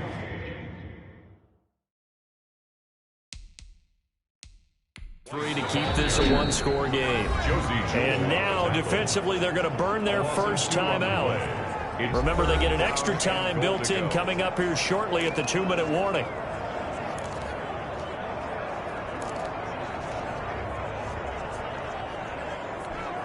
A lot of tired bodies on that field, but this is a big play. 3rd and goal. Out of the gun, Newton. Going to go down. Sacked back at the 13-yard line. Newton's Super Bowl nemesis, Von Miller. He's the one to get him, and that is sack number 7 for him on the year. And his defense here going to burn their 2nd timeout. But you can also factor in another timeout that they'll get when the clock stops at the 2-minute warning. So on 4th down, out trots the kicker in a big spot here. And the 12-year veteran knocks it right through. And they add on and get a little bit of a cushion. It's 20-16 now. So they get the 3, but you wonder now, is that going to be enough? Excellent question, because when I look at the smiles on that side of the field, they're a little tight, aren't they? If they had scored a touchdown there, those would be big half-moon grins right now because they feel a whole lot better about their position. And a touchdown in the other direction, all of a sudden they're down. Take over 1st and 10 at their own 31-yard line. Now Drew Lock and the Broncos down 20-16, 2:06 to play. They'll have one play, maybe 2 before the 2-minute warning as they've got a first down. The pass there complete to Sutton. And he's got a first down as he's going to be taken down. But a very nice pickup there just in front of the 2-minute warning. And the Broncos first down. So it's Bronco football as we get you reset here. They come up on a 1st and 10, desperately needing a score here on what could be their final drive. Here's a throw out wide, complete to his running back right side. Not what they had in mind there. That's going to go as a loss of 4. Locke's trying to hurry him up with that clock running.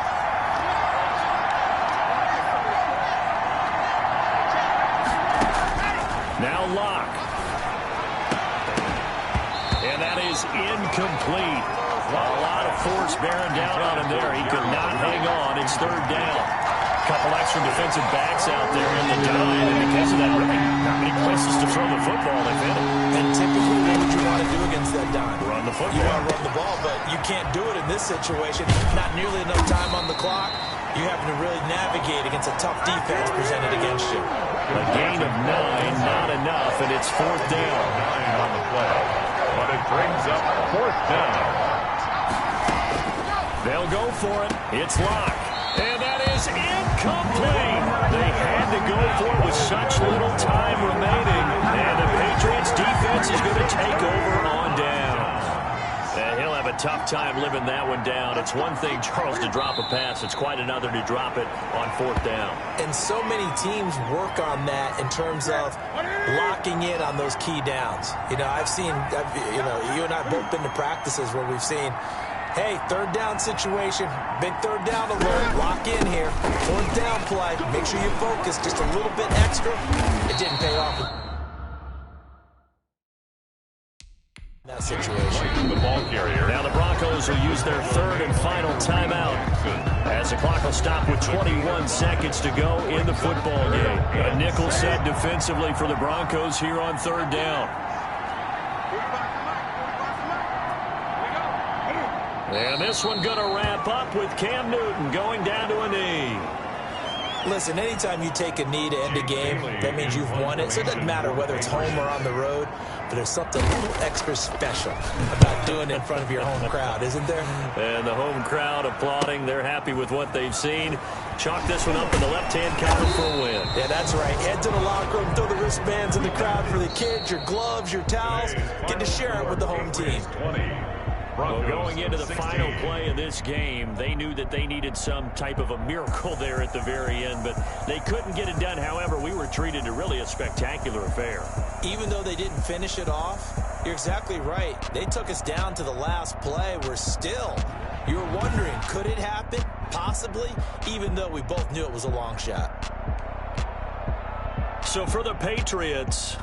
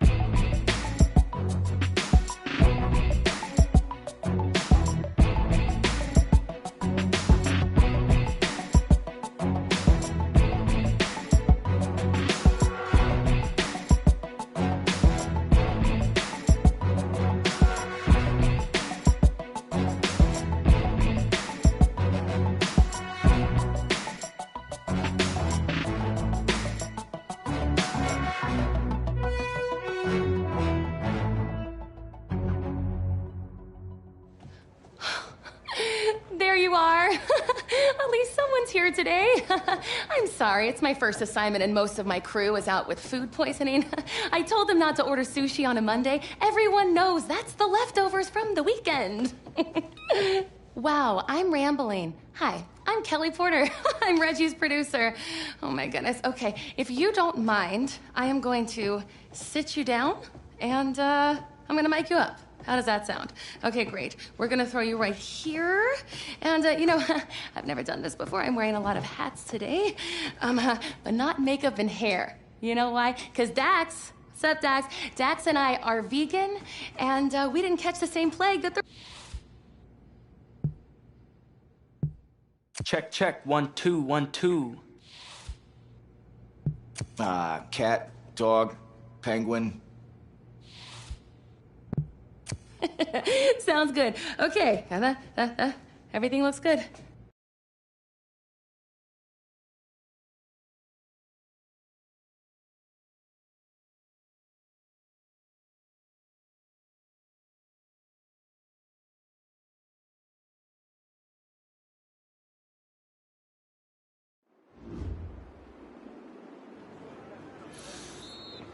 Now for the Beast de Renaissance.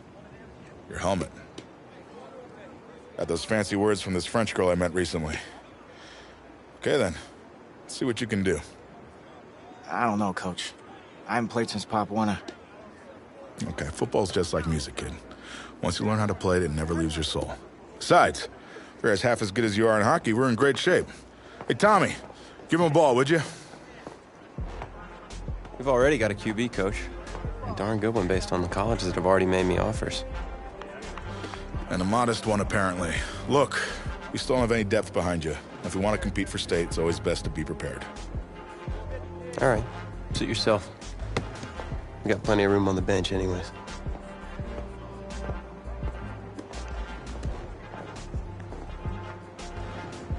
Set Bronco 80.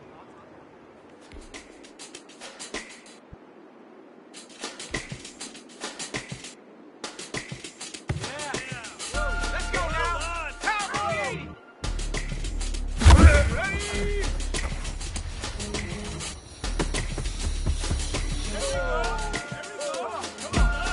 Cougar 19.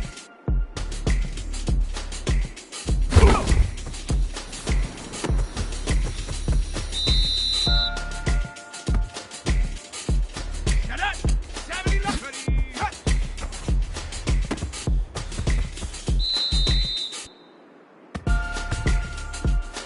Here we go. Hawk 70, Hawk 70.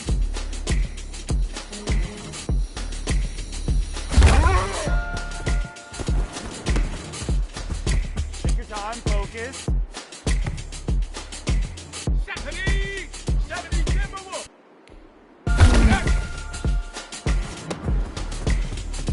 Yeah, let's go. 19 Tiger, 19 Tiger.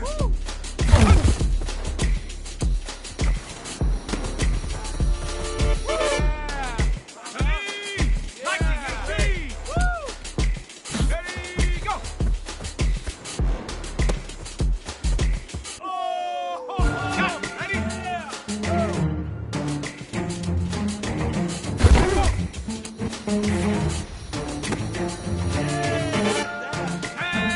Hey, 60, pass the 60. Ready? Here we go. Shot. 60 bicep, 60 bicep. Go.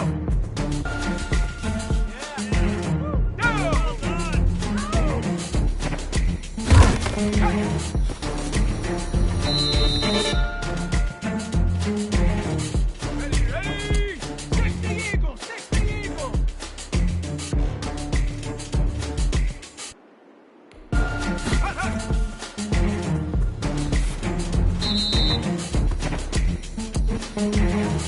Hey, 18 Cardinal, 18 Cardinal.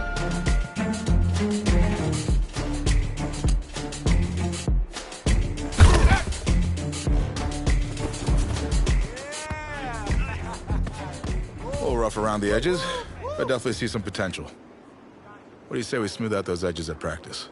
Sounds good, Coach. Good. Good practice.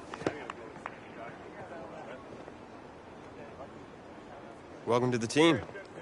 Hey, thanks, man. All right, man, listen.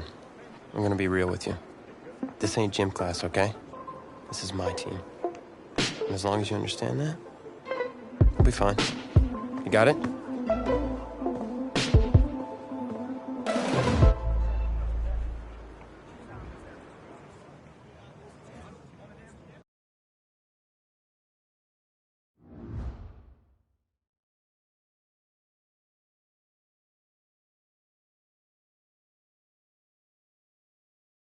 Find yourself a box, keep it clean.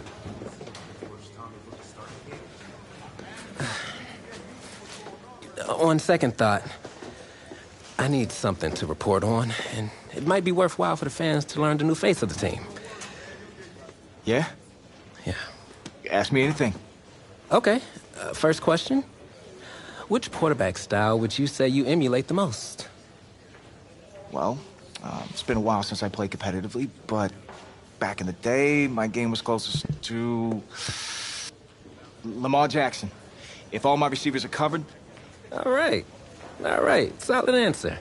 So, when out on the field, how would you describe your personality in the huddle?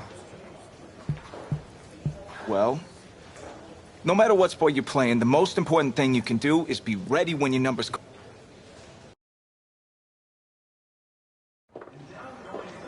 Tommy. You all right, man? Yeah, I'm fine.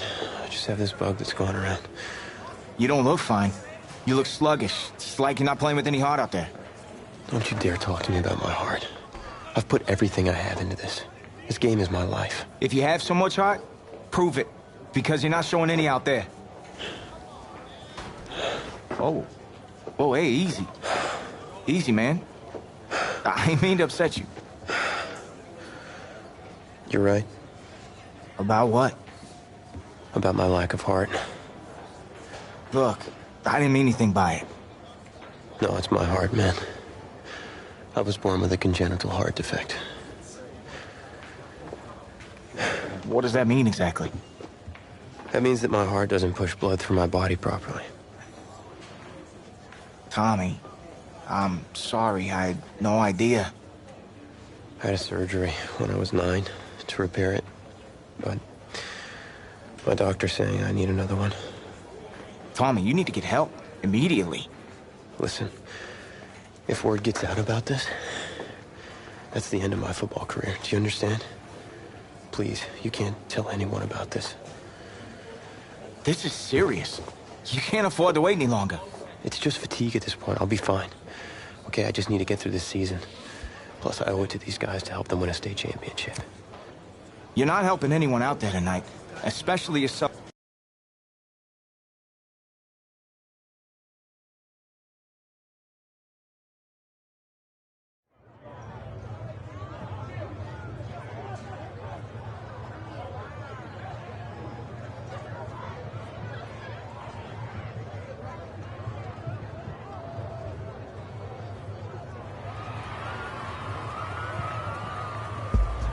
Well, it's hard to celebrate homecoming when you're being shut out by your crosstown rivals. Tommy Matthews is just not playing like himself tonight, and that is the major storyline as we continue our coverage. Tommy. Hey, Coach. What's the plan? I'm gonna have to bench you for the rest of the half. Take off your helmet. Have a seat. Wait, what? What do you mean? You're pulling me from the game? Coach, I've given everything to this team. I'm doing what's best for you and for the team. Please, sit down. Coach, I don't know what he said, but I'm fine to play. Look, I've got scouts here watching me tonight. You can't bench me. You know you can't play. For me, please, sit down. Hey, we'll talk about this later. I promise. What'd you say, man? I had to. I know you're worried. I need you to focus. You got 52 other guys out there counting on you now. I mean, 52 guys? No sweat, Coach. I could do it. Good, because we're going to need you to ball out. That's not asking too much, of course. Oh, no, I got this. Was it the play calling? I mean, I've had 2 whole weeks to digest everything. I'll be fine. What could go wrong? Great. Well, with your raw athleticism, you got this. Hope you're right. Whoa, you forgetting something? Your helmet. The piece de renaissance, the most important part. Come on, you got this. Yeah, you're right, Coach. I got this. Yeah? Yeah, you got this. He so doesn't got this.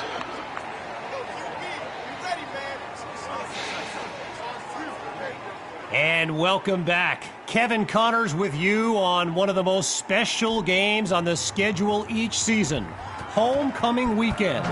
This live stream is brought to you by EA Sports.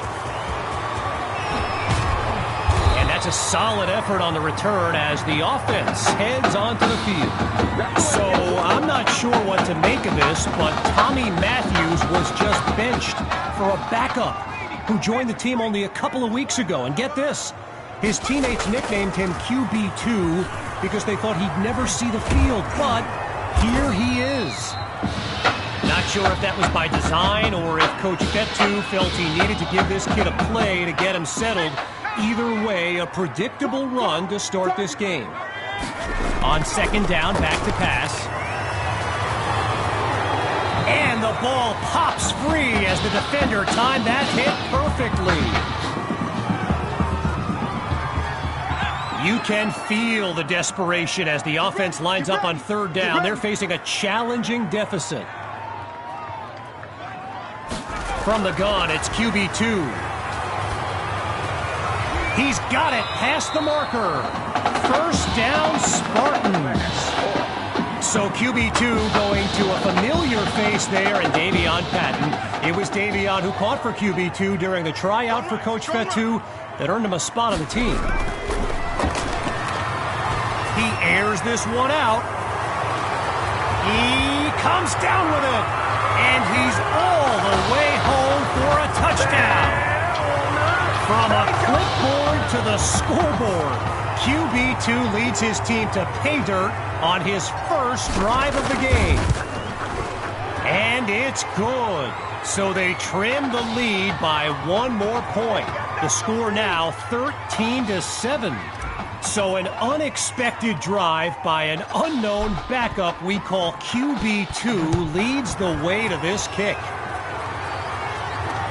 Coming from deep in the end zone, really no need to risk it. He's just going to take a knee for a touchback. First play of the drive for the Bearcats. And there's Coach Summers yelling some instructions to his QB from the sideline. And he's dropped in the backfield for a loss. Well, I've got a moment. I gotta give a quick shout out to my man Reggie Brown with the school newspaper here. He took the time to show me around campus earlier today. This kid's got a real future as a reporter. I'm telling you, he did a great piece on QB2 not long ago. And he's brought down at the 34-yard line.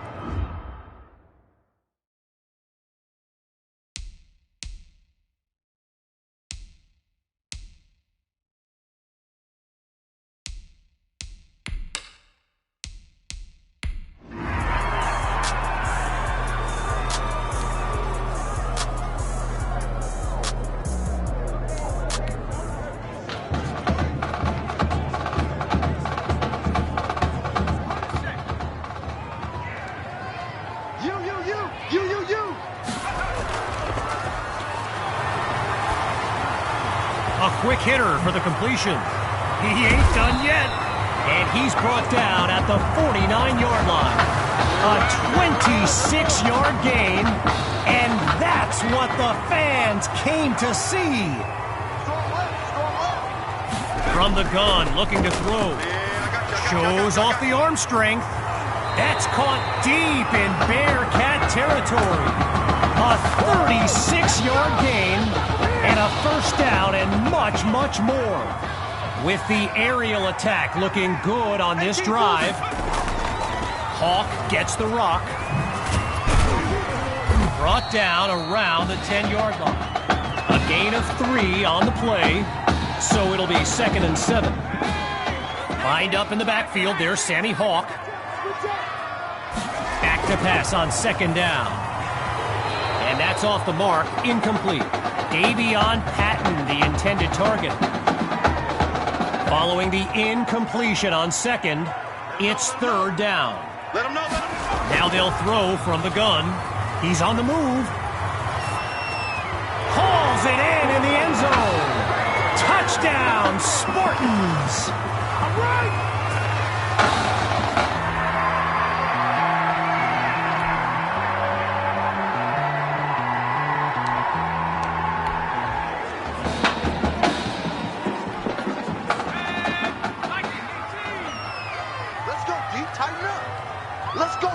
Throwing to start the drive. Here's QB2. Going deep now for Fuller. He makes the grab. Touchdown. Benny Fuller. A show-stopping.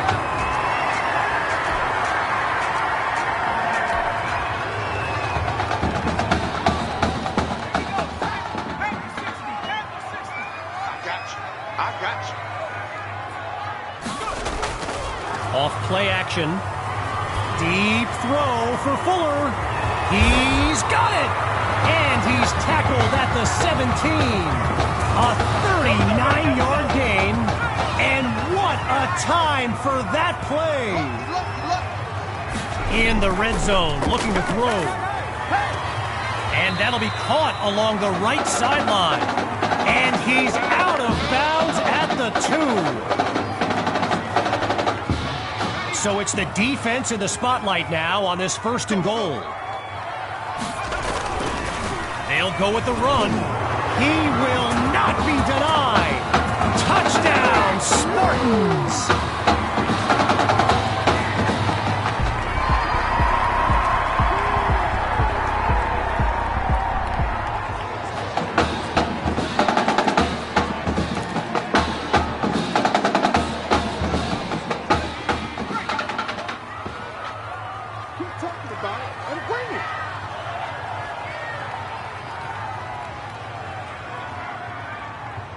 Throwing to start the drive. Here's QB2. And that's nearly picked off. As a quick side note, what an honor it's been to team up with EA Sports to bring you some of the best high school football action in America. The players will be competing for Heisman trophies, national championships, and even Super Bowl titles in the years to come. Some of them are on this field today.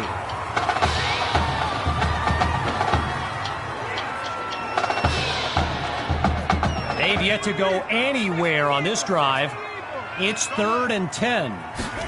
Shotgun snap. Here's QB2. Caught by Maddox. A 25-yard gain. And that's a 1st down and then some. Shotgun look.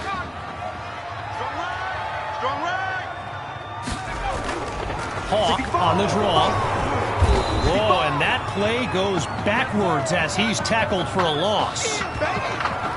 Well, what a scene here today, and I'd be remiss if I didn't remind you that our next live stream will be from the state championship game later this season. Most believe the Brush Hogs are the team best positioned to raise that trophy.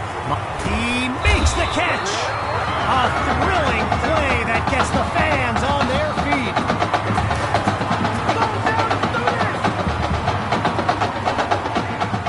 The defense is in a tough spot as they've got to stop a touchdown or potentially a field goal attempt on this series.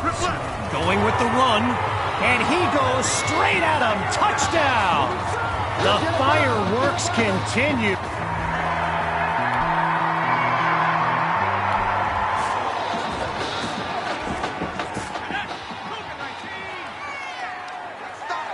Big stop, let's go!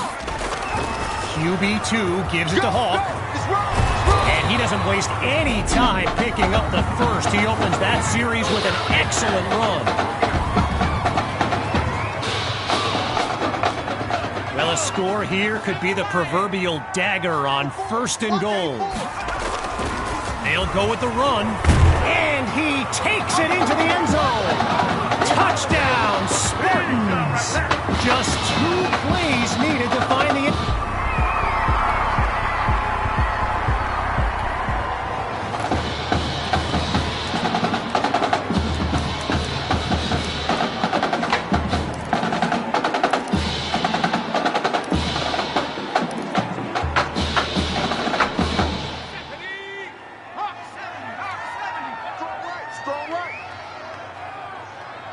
I'm going to come back to you.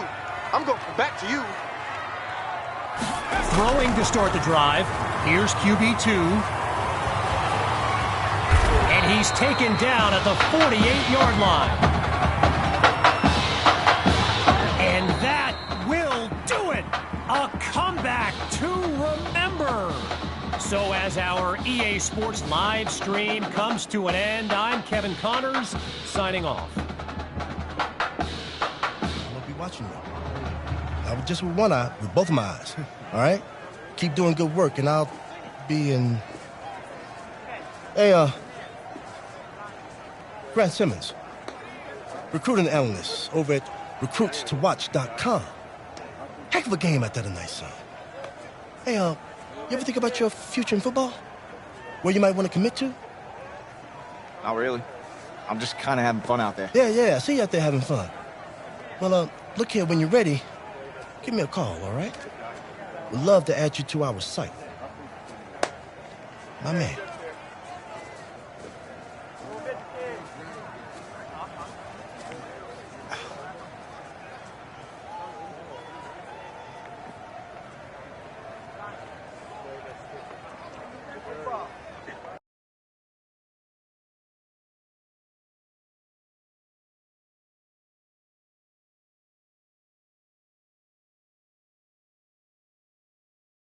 The man of the hour.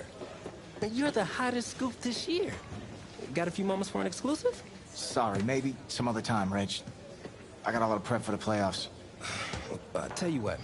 If you give me the exclusive, I'll put together your senior highlight reel for recruiting next year. Wow, you'd really do that? Heck yeah. Wow, great. Okay. Let me think. Oh, regarding your last game, what would you say is your biggest strength? My biggest strength?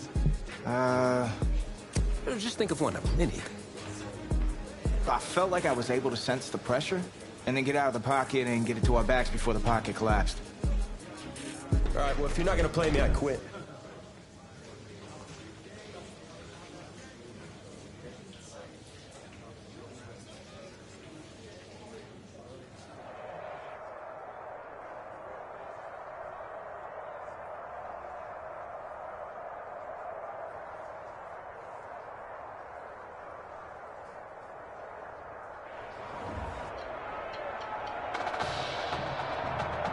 Welcome to our EA Sports live stream from Levi's Stadium, the home of the California High School Football State Championship and the host of tonight's clash between the Brush Hogs and the Spartans. Thrilled to be joining you this evening. I'm Kevin Connors. Well, the anticipation is over. A year's worth of blood, sweat, and tears has come down to this. Game time in the state championship. Caught in the end zone, and he'll kneel down for the touchback.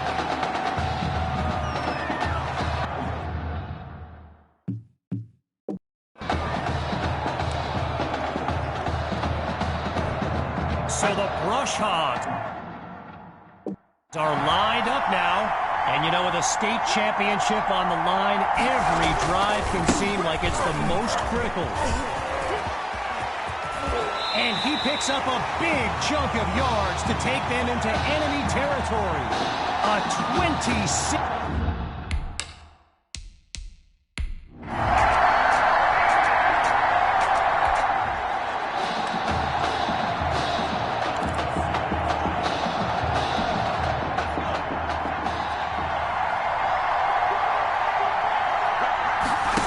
Start the drive.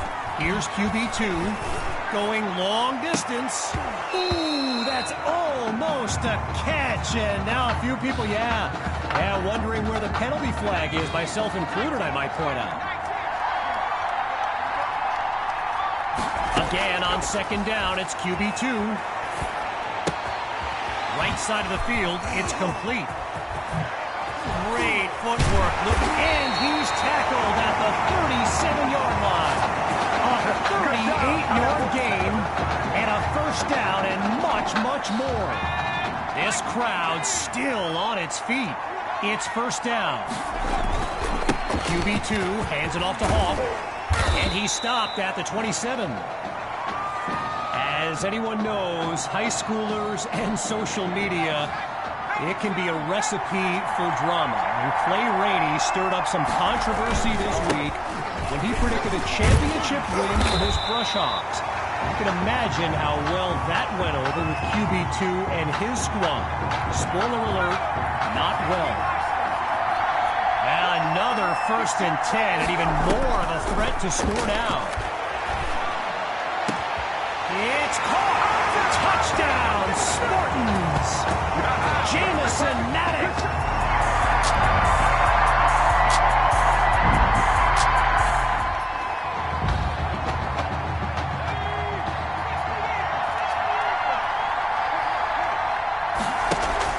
Off the play fake. Lets one go deep for Fuller. And that's incomplete. Attacked the secondary to start the series, but they couldn't make the connection. Still 10 yards to go after that incompletion on 1st. Once more on 2nd down. Here's QB2. The deep pass. And it's complete. He's in the clear. 10. Touchdown. A show-stopping score from beyond midfield.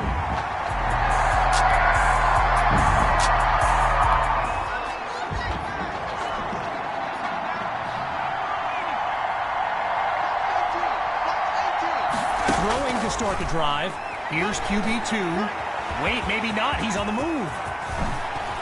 Oh, a nasty juke. There's room to run. He's at the 30. 10. And he'll do it himself. Touchdown. And that's the kind of play we've come to expect.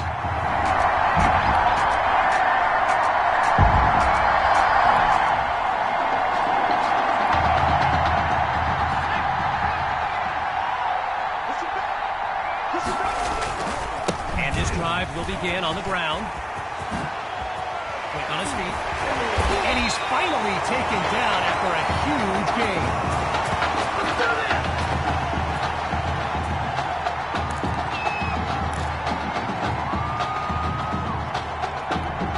Operating now on the opposite side of the field. It's 1st and 10. Hawk gets the handoff. They're going to bring him to the ground after just a short pickup. Okay, so you're hitting me up on social media wanting to know exactly what Clay Rainey posted, and it was an invitation to his championship party tomorrow evening. Yes, very bold, and you know what? And that is caught! Touchdown, Spartans! QB2! He can...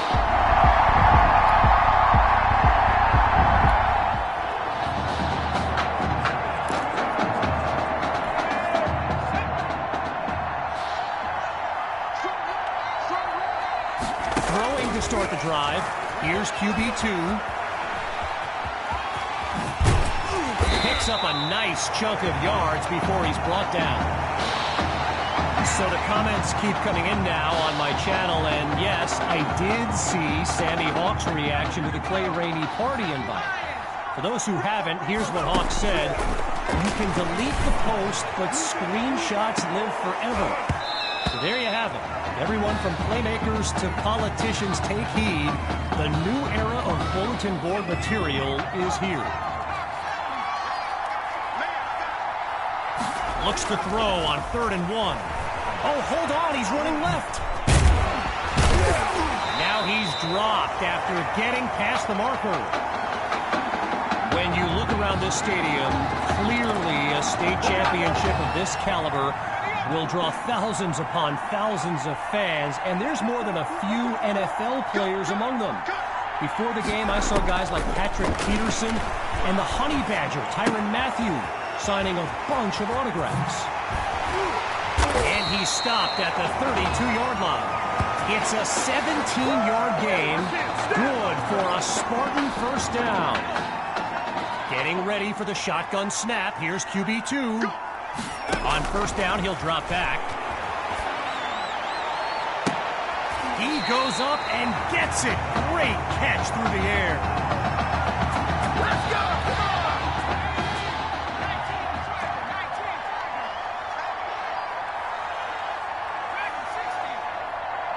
On first down, back to pass. And the ball pops free as the defender timed that hit perfectly. Still 10 yards to go after that incompletion on first. Still looking to throw. It's QB2. He'll go deep for the end zone.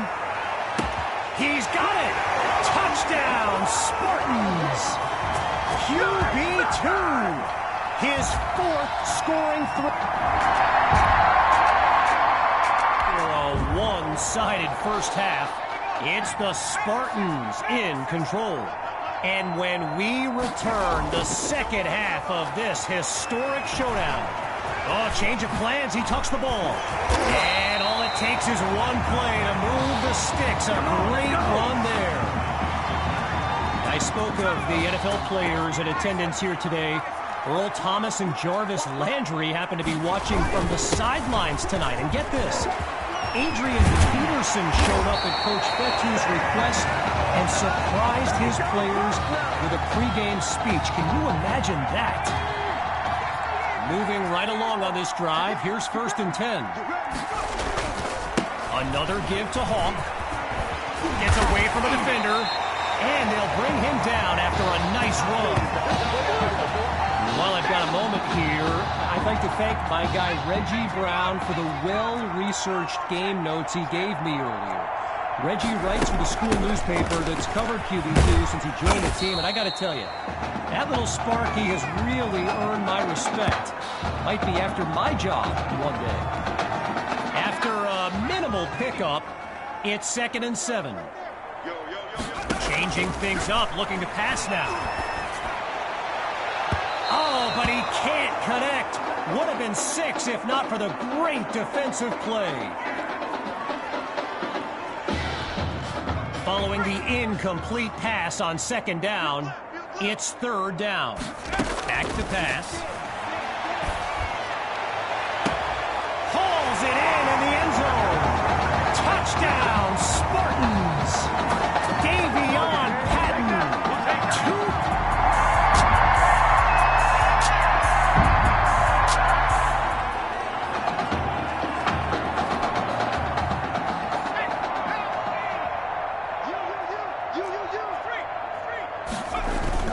The drive begins on the ground with Hawk.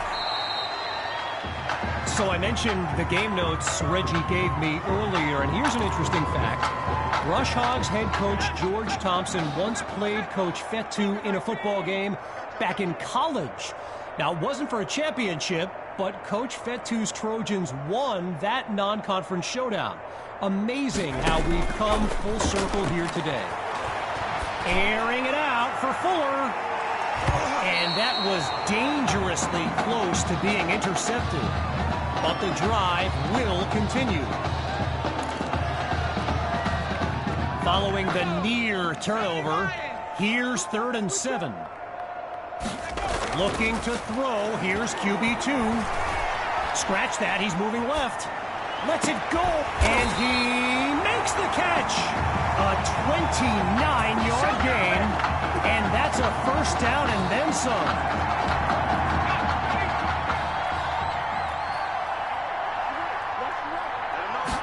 QB2 takes the snap. Throws middle, it's complete. And he picks up the 1st before he's tackled, but there is a flag down.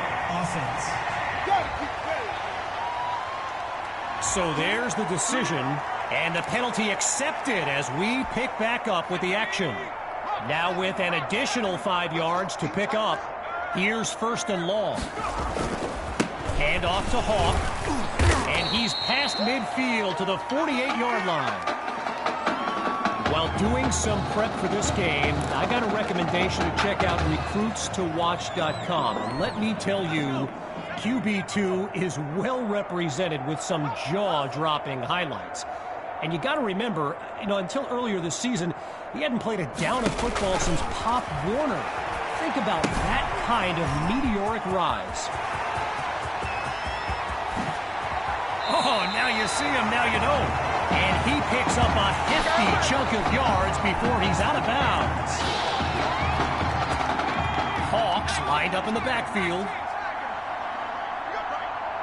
Inside the red zone, it's QB2. That'll be caught at the 9-yard line. There was a time where you could get away with a face mask like that, but this isn't the Wild West anymore. Defense. So there you have it. A face mask penalty on a play that definitely warranted it.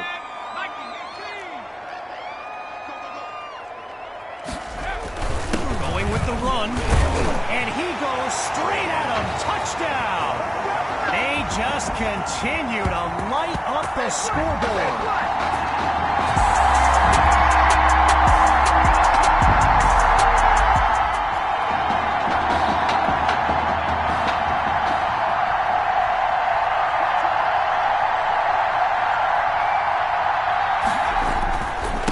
Start the drive with Hawk, and he comes up with a nice gain before he's taken down. One last thing on recruits to watch. You can go to the archive and watch videos they have on players that are now in the NFL. I highly recommend you search for DeAndre Hopkins and Le'Veon Bell's highlights. It's like watching someone play Madden. You know, Madden, the video game. Madden. QB2 settles into the shotgun look. Drops back to throw here on third. And there's a strike to his tight end over the middle. 20. And, oh, it's a touchdown! Jamison Maddox. And that's a play worthy of...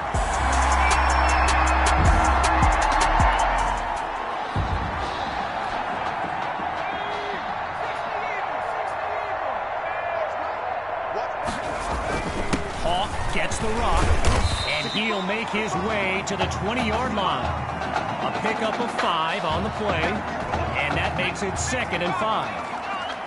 They come out 5 wide, 3 to the right, surveys the field. Now he tucks the ball, looking to run. He's got enough for the first down, and he's tackled at the 1-yard line. Just 1 yard away. Here's 1st and goal. They'll go with the run, and he's into the end zone. Touchdown, Spartan!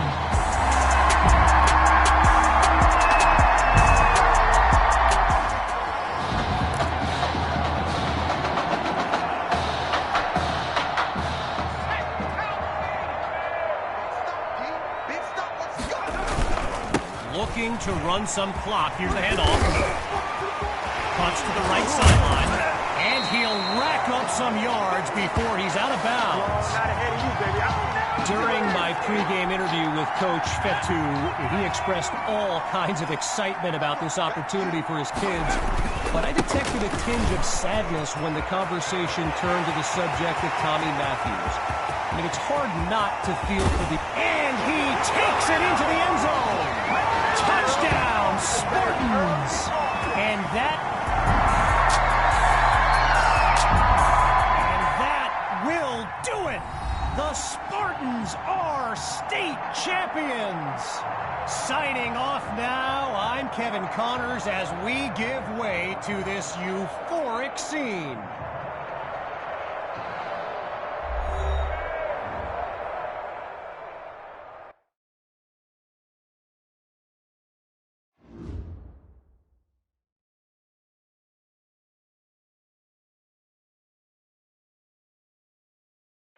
Right here, this is my favorite part. The spin move you do. Breaking that dude's ankles and the stiff arm, woo! Reminds me of my playing days, Samoan warrior style.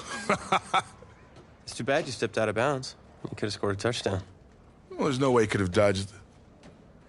Tommy, how the heck have you been? Hey, Tommy. How you feeling, man? Good. Got a clean bill of health. I'm ready to get back out there. Come on in, have a seat. Didn't think you'd be back. Trust me, I tried transferring. Doesn't seem like any other schools want to accept a perceived health risk. But I've got a clearance from my doctor, Coach. I'm ready to play. What do you think? It's only right you take your spot back. I was just keeping it warm for you. You know, the team seems to be doing just fine with you out there. And seeing that you're kind of thin at receiver, I was thinking that maybe I could help out by lining up outside. Shoot, yeah. We'll work something out. Like you said, Coach, you got to do it.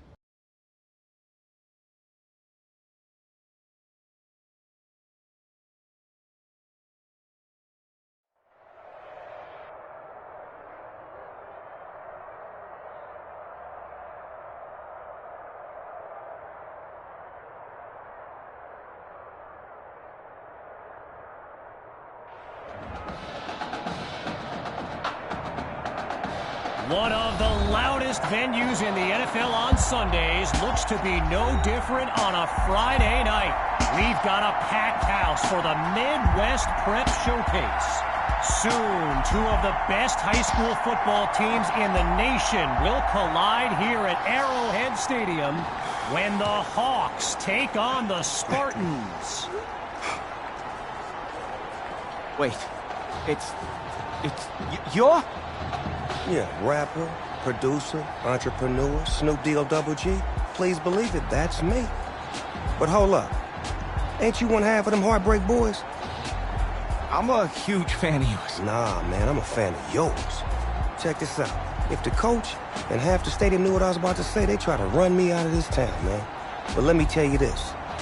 I've been following y'all story for quite some time. And I'm pulling for y'all tonight. Wow. That's amazing. Thank you so much. For sure, my brother. Now get out there and go do your thing. Snoop, you know Tommy Matthews?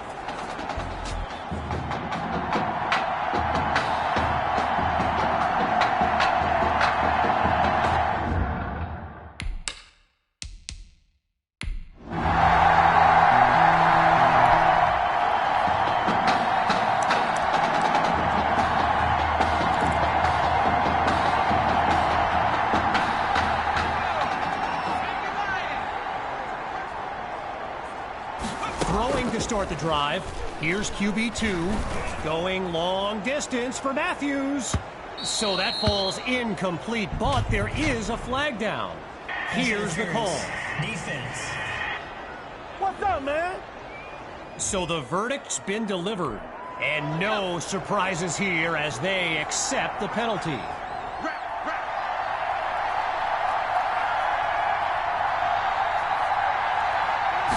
To pass on first down.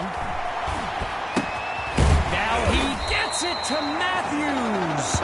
And wow, listen to this crowd. I mean, if that doesn't give you goosebumps, everyone here well aware of his story with a heart condition. Talk about a moment. Option to the left. He's going to keep it. He's got the first down. And he's into the end zone. Touchdown, Spartans. Just 2 plays needed to find the end.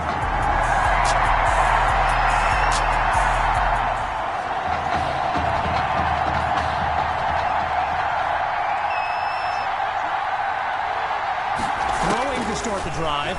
Here's QB2. Completes that throw to Hawk on the screen. And he's out at the 33. So get this, earlier today I was speaking with Hawks coach Kevin Robbins, and in typical fashion, he did not hold back about today's matchup. He proclaimed his D would be so good against QB2, they'd end up putting Tommy Matthews back at quarterback. Bold words. Fires down the middle and it's complete. A 29-yard gain, and one for the highlight reel. Lots of success through the air on this drive. It's first down. Out of the gun, it's QB2. He makes the delivery. A 24-yard gain, and now in striking distance. Now another 1st and 10, and even more of a threat to score now. Now from the red zone, it's QB2. It's caught at the 3. And he takes it into the end zone. Touchdown, Spartans.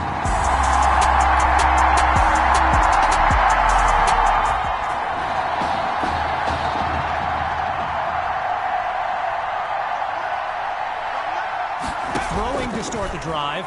Here's QB2. And that's another catch by Matthews. We could be in for a magical night. All these kids so thrilled when they found out this year's edition of the showcase would be played at the home of the Kansas City Chiefs, Arrowhead Stadium. This is now a premier event on the high school football calendar. And yes, it's a catch. Touchdown. Benny Fuller, a showstopper.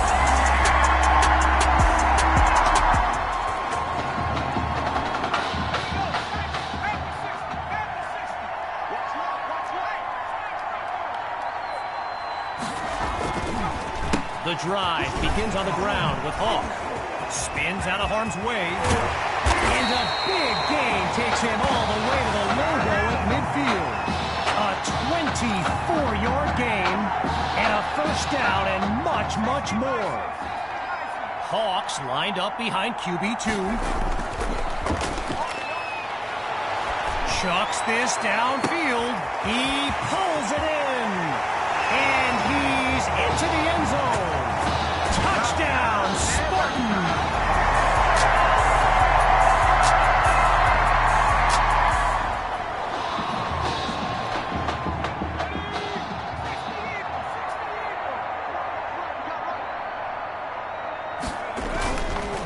QB2 gives it to Hawk. And that's a fantastic way to start the drive. Just one play needed to get the first. Apparently, the kids on the field weren't the only ones thrilled about this game being at Arrowhead. We've got an incredible turnout for one of the most hyped matchups of this season. And they bring him down after a short pickup. A gain of 3 on the play, so it'll be 2nd and 7. Getting ready for the shotgun snap. Here's QB2. On 2nd down, he'll drop back. They run the screen, and that's complete to Hawk. And the play call there successful as they get it across for the first. Midway through the second quarter, it's 1st and 10. In the red zone, looking to throw. And he takes it into the end zone. Touchdown, Spartans. QB2.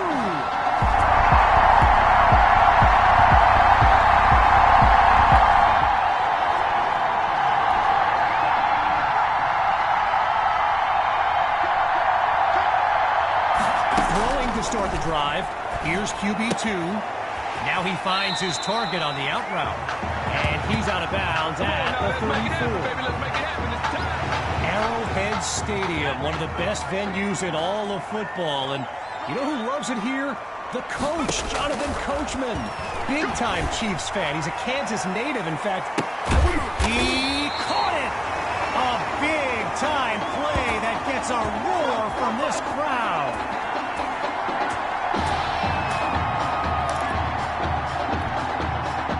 Following that tremendous play, it's 1st and 10. Inside the red zone, it's QB2. Under pressure and sacked. With a country mile in front of them, it's 2nd and long. Looking for a receiver. It's caught! Touchdown, Spartans! QB2! First half, it's the Spartans in control. And when we return, the second half of the Midwest Prep Showcase. They start the drive with Hawk. And he doesn't waste any time picking up the first. He opens that series with an excellent run. So yes, there's an obvious reason why they call this the Midwest Prep Showcase. Every year, it's quite literally a showcase of the nation's top players. but this year is the first time they've ever had the top 2 quarterbacks in the... He's ahead of the pack. 20, 10, touchdown! Yet another clip for his glowing highlight reel.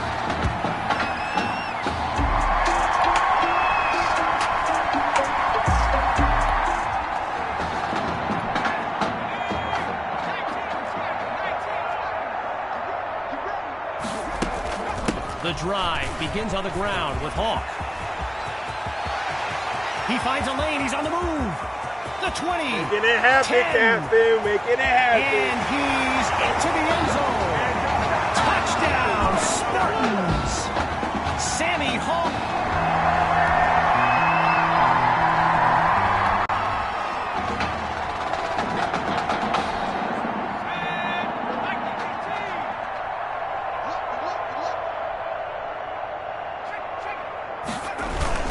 Receiver comes across on the sweep, and they go backwards, losing yardage.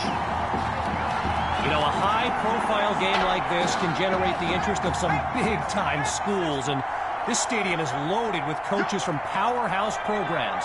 LSU, Clemson, Oklahoma, you name it, they're here. Using his legs now.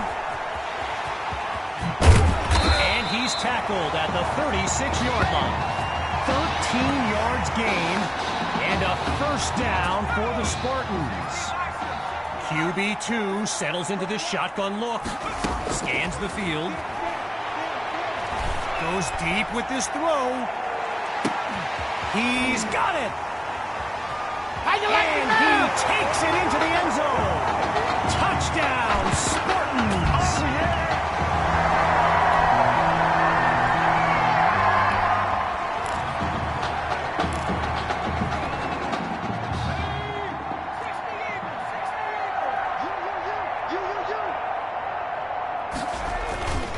Start the drive with Hawk. And a big gain takes him all the way to the logo at midfield. A 22-yard gain, and that's a first down and then some. Lined up in the backfield, there's Sammy Hawk. The Spartans will run him, and they'll take him down after a nice pickup. I mentioned a few colleges earlier with recruiters in attendance. My guy Reggie gave me a list with a few more names on it, and you know it's a heavyweight matchup when you've got schools like Oregon, Florida, and Southern California among the fans here today. And he'll stop the clock as he quickly spikes the football. The D is ready for a throw on third down. Out of the gun, looking to fire. He's got a man. And he's tackled at the 31-yard line.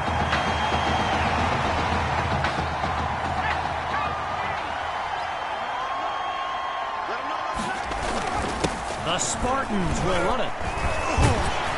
And he's stopped at the 23-yard line.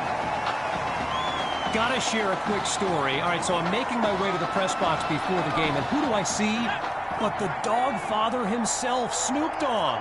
And he's seeking out QB2. But here's the thing. Snoop is a diehard Hawks fan, which tells you just how magnetic QB2 really is. After a solid pickup on that previous play, it's 1st and 10. Now from the red zone, it's QB2. He's got it! Touchdown, Spartans! Jamison Maddox!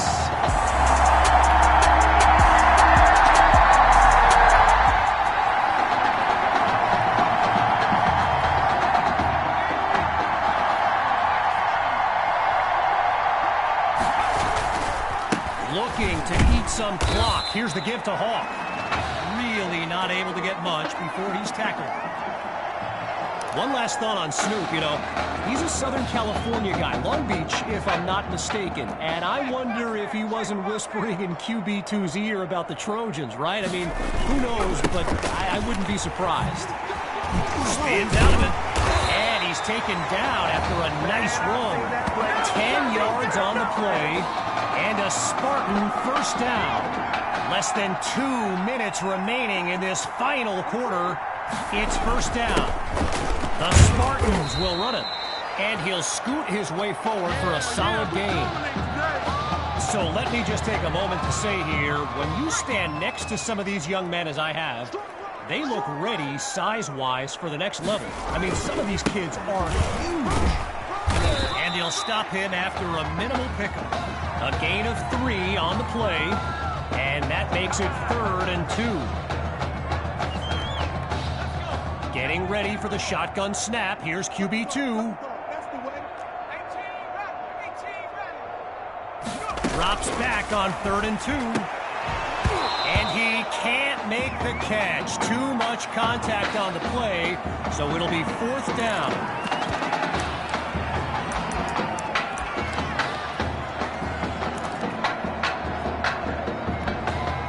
So the offense stays on the field looking to move the chains on 4th down.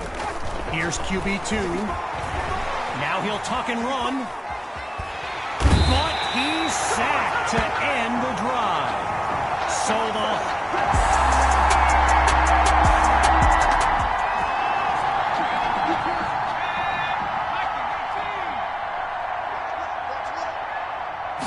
throwing to start the drive. Here's QB2. Wait, maybe not. He's on the move. He comes down with it. Touchdown. Tommy Matthews adds another score in his... And that will do it. The Spartans win the showcase. On behalf of everyone at EA Sports, I'm Kevin Connors, signing off.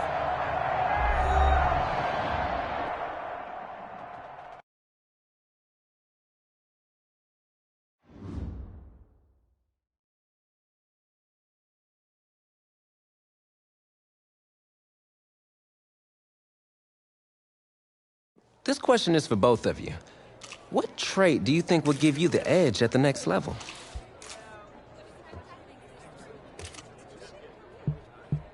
I feel like when I get in the zone, I can whip the ball all over the yard, and really, there's no one that can do anything about it. Yeah. I'm sure I deserve a little credit, though, there. I mean, I am the one going up and hauling in those ducks. True. But seriously, though, the past 2 years have really put things into perspective for me, and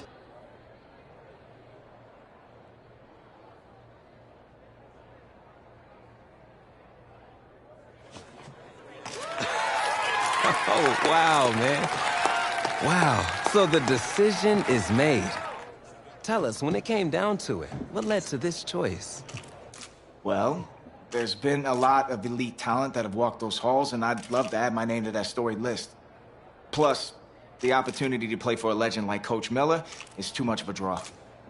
He's a guy that's had a ton of success with the school, and I think there's a lot I can learn from him.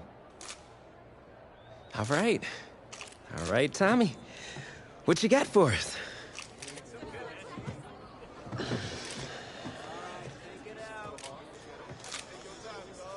let's see. Who's he gonna be?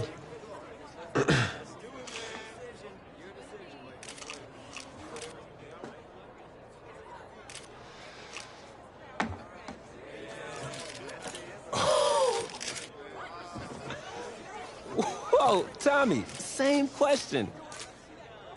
Well, isn't it obvious? I mean, Batman needs his Robin, and I can't break up this dynamic duo.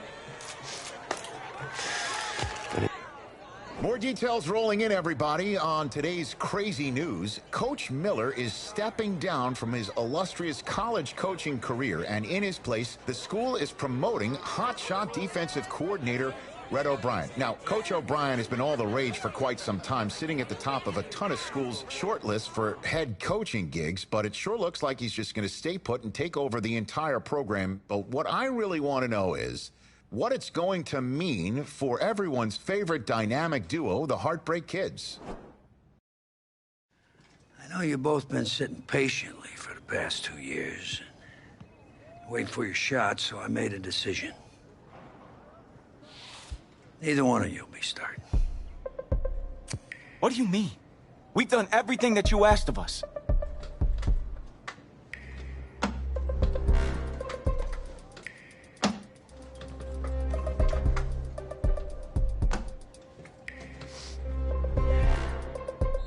How many of those do you guys have?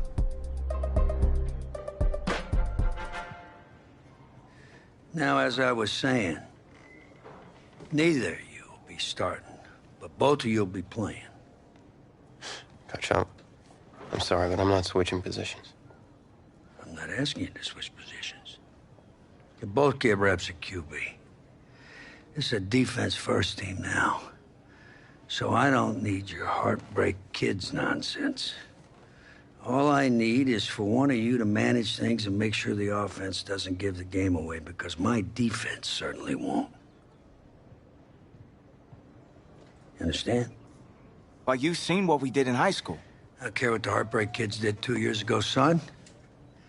I'm more concerned what you can do now in college and winning a lot more at ease. So I'm gonna rotate you guys. I'm gonna stick with the hot hand until I see what I can get out of one of you, and